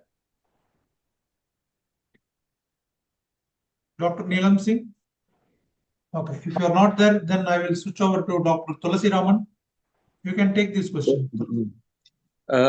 The significance of EGFR uncommon mutations. There are so many uncommon mutations, and I think the only drug which can be used for this uncommon EGFR mutation is afatinib.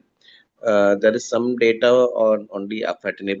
I don't think other drugs we can use. And for this patient, EGFR exon 18 is like less common when compared to 19 or like 21 mutation. We have one patient with EGFR exon 18 with same presentation set, and we tried afatinib, but that did not work for her. And the significance of these co-mutation, generally we come across these co-mutations. It's generally kind of confusing to select what drug to give for these patients. Yeah. So, and another doubt I had is that patient progressed on PEMCARBO, sir. Like no, patient had a partial response, and yeah, I'll just let you know this outcome after okay, you answer this.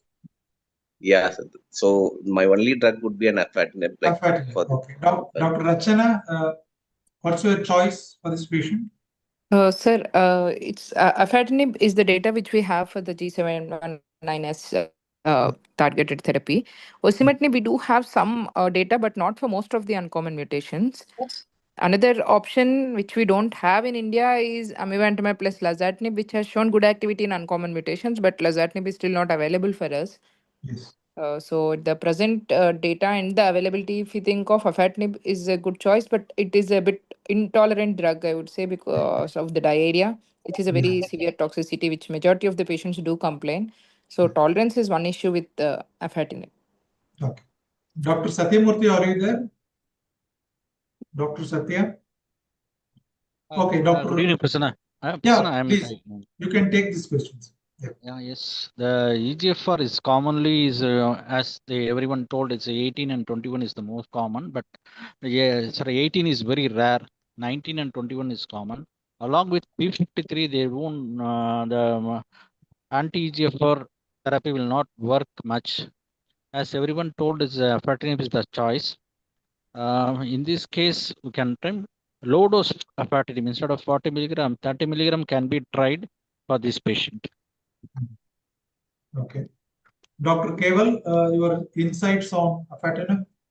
Yeah, sir. It is a sensitizing mutation. So better to give afatinib. Means it is not as good as exon 19 deletion, but better than wild type EGFR. So afatinib will be useful. So with the panelists having answered, yeah. We know that EGFR tyrosine kinase domain mutations are heterogeneous, starting from the exons of 18 to 21. So yes, the most common, at least 85% of our patients will fall into the category of exon 19 deletion and also exon 21 L858R mutation. So less than 10% of our Indian patients might fall into uncommon variants of EGFR. Again, the most common would be, as seen in our case, G719X mutation. And exon 20 insertion mutations are now coming up because we have a drug against it, amivantamab, which again constitute 15% of the uncommon mutation, that is 15% of 10%. So this is the breakup of the EGFR mutational landscape. And yes, as I said, the most common uncommon mutation would be G719S, as we encountered in this patient. And this patient has also a co-mutation of TP53 again, which signifies worse prognosis. So this is what we are talking about. That is the structural classification of EGFR mutation. That is what we call it as a PAC. That is P-loop alpha C helix compressing.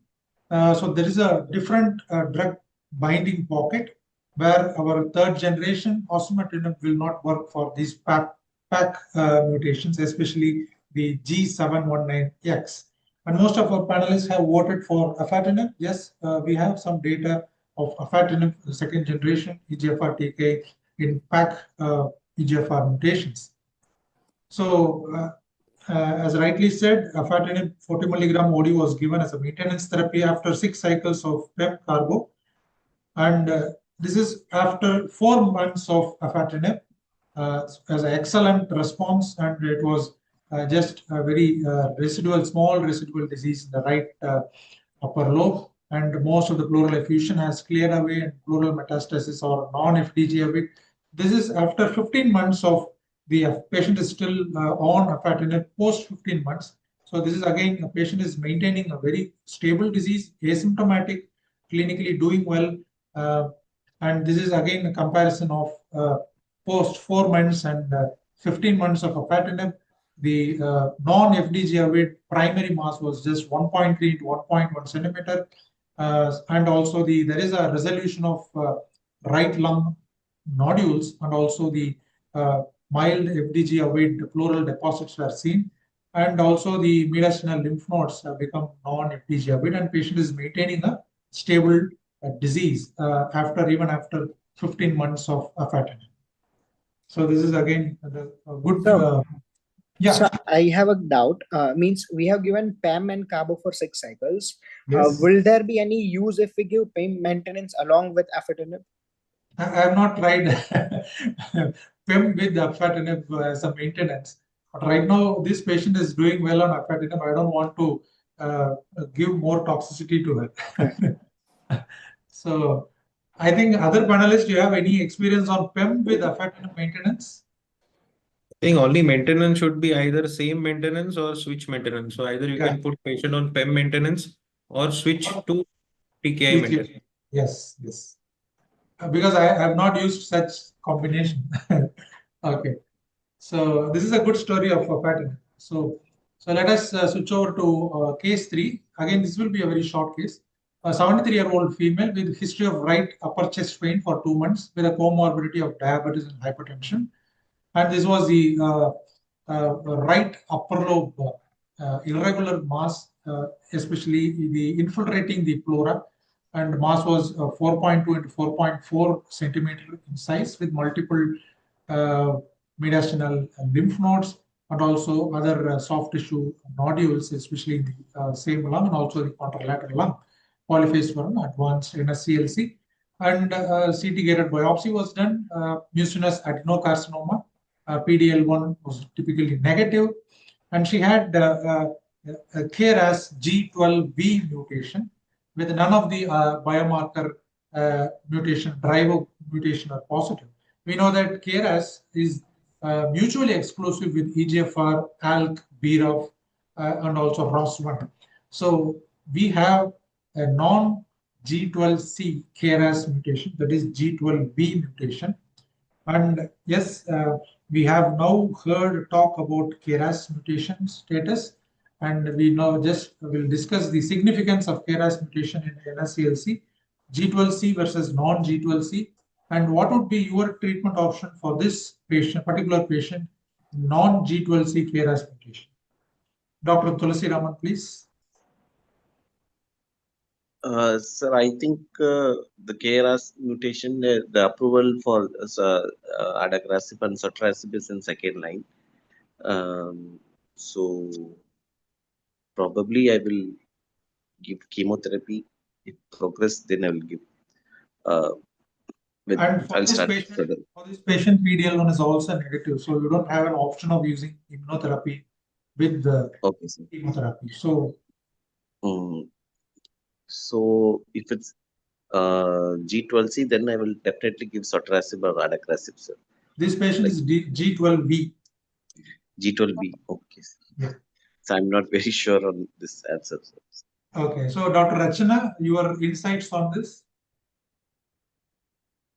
So the targeted therapy wouldn't be an option here because it is a non-KRAS G12C mutation. Immunotherapy combination is one thing which we can consider here, especially the Nivo-EP plus the 9LA combination of chemotherapy 2 cycles. But age is a factor. Whether she would tolerate a combination of 4 drugs is something of a concern for this lady. So at least a combination of immuno plus chemo should do good for these patients. Okay. So what would be your real world option for non-G12C KRAS mutation in real world practice? Chemotherapy on, if affordable, add immunotherapy along with chemotherapy, because the PDL1 is 0. We can maybe try the combination of chemo plus immunotherapy. Okay. For the second line, what would be your offer? Second line also, we still don't have any drug available for the non-KRAS G12C. As in Indian scenario, probably. Yeah. Yes. Okay. Point taken, Rachana. Thank you. Dr. Bhavesh, your idea? I think the first line should be chemoimmuno, as already all panelists are telling. And second line, if we do not have any other option, maybe these patients can put on clinical trials, which are very rapidly increasing for KRAS mutation. So now we have specific non-G12C KRAS mutation trials also. And we have now pan-RAS mutated patients also being taken. So medications are developing.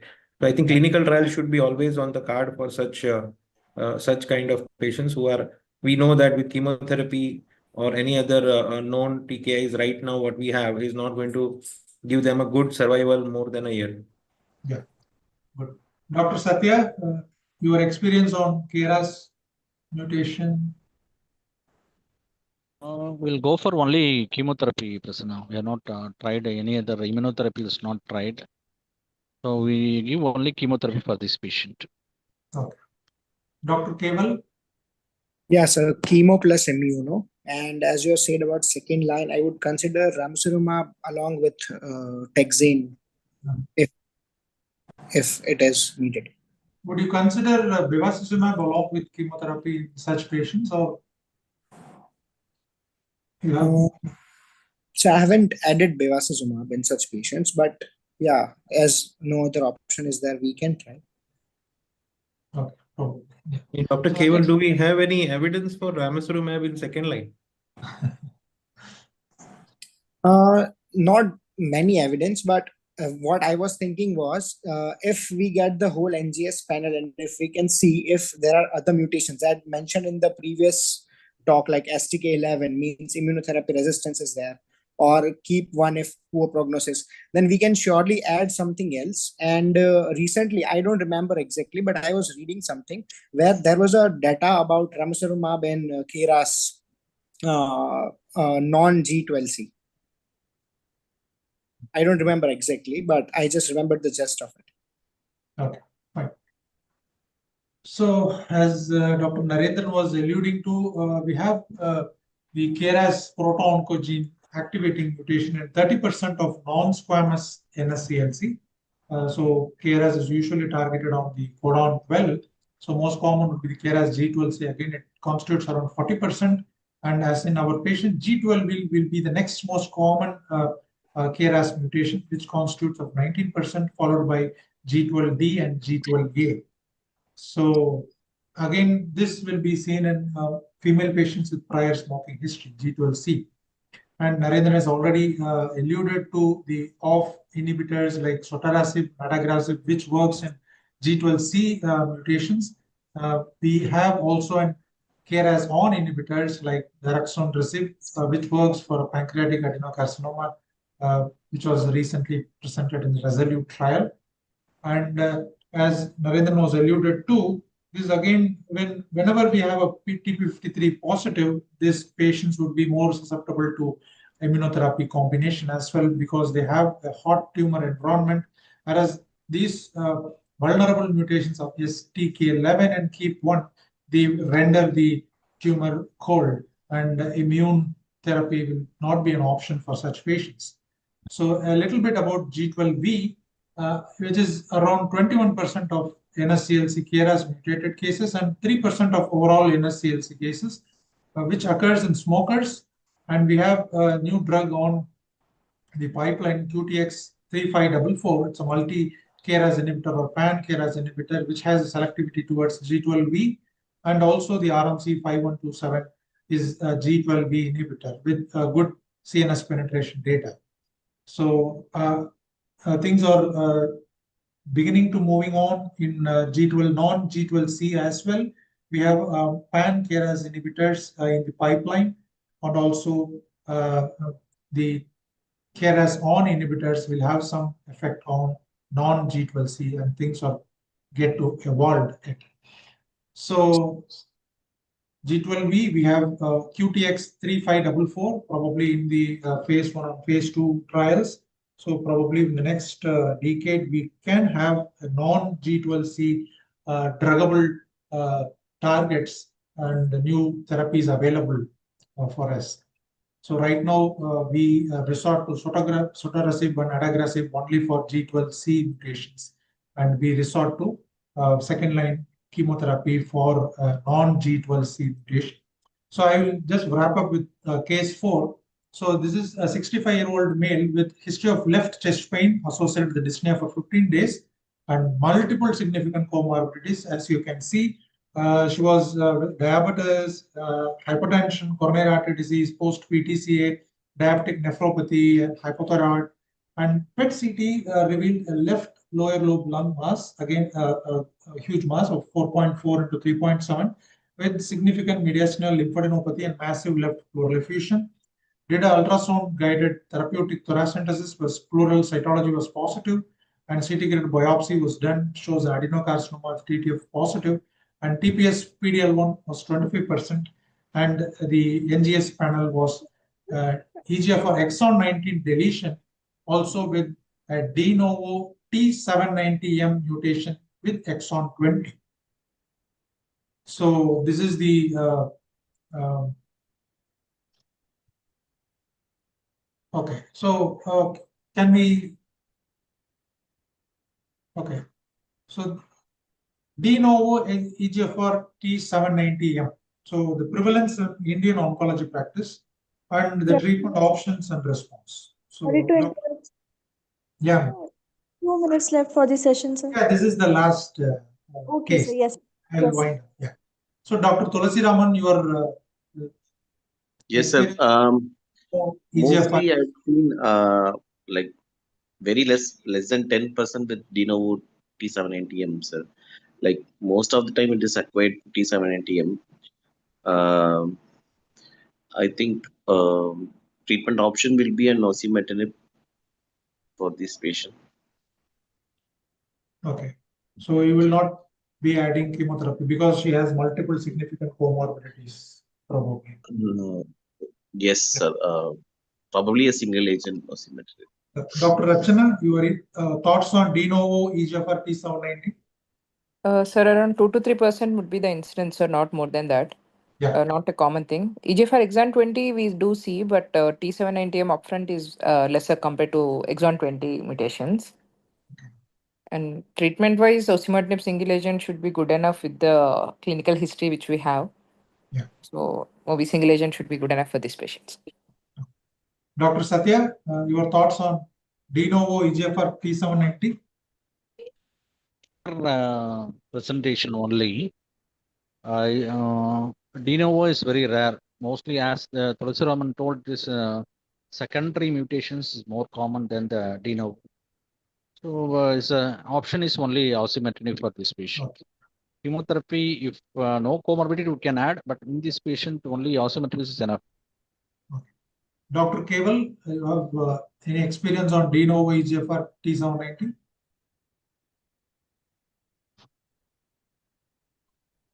Dr. Keval? Yes, only 2 to 3 patients I have seen with de novo T790 mutation, and osimertinib single agent will be my preference in this patient. Yeah. Okay. So So this patient, we started on osimertinib. After 4 months, this was the partial metabolic response. The patient had a minimal residual disease in the left lung, and mediastinal nodes have disappeared, and left minimal pleural effusion was there. And there was a significant reduction, especially in the primary left lung mass, and it was a partial metabolic response, and she is doing well. So yes, Dr. Bhavesh, this is your data from your institute. Can you elaborate on this? Dr. Bhavesh? I think everybody agrees that we give osimertinib if it is possible, but many a times osimertinib is not possible. So if that is the case, then probably JEF plus bevacizumab or JEF plus chemotherapy can be offered. So like in this trial also, a few patients did receive this combination. So outcomes are little lesser compared to osimertinib, definitely. Osimertinib probably, I think, has the highest outcome. Almost 70% response rates are there. And all others will have a lower response rate. And also, I think the survival will get affected. Yeah. So, yes. So, so this not only comes with a single mutation, is a de novo T790. It comes along with the other EGFR mutation. Again, the most common would be the EGFR exon 19 deletion, as we see in this patient, and also the next most common would be exon 21 gene mutation. So, as panelists said, the survival will be lowered, especially when we have a de novo T790M mutation, where the osimertinib response rate might be lower than what we see in non-T790M mutated patients upfront.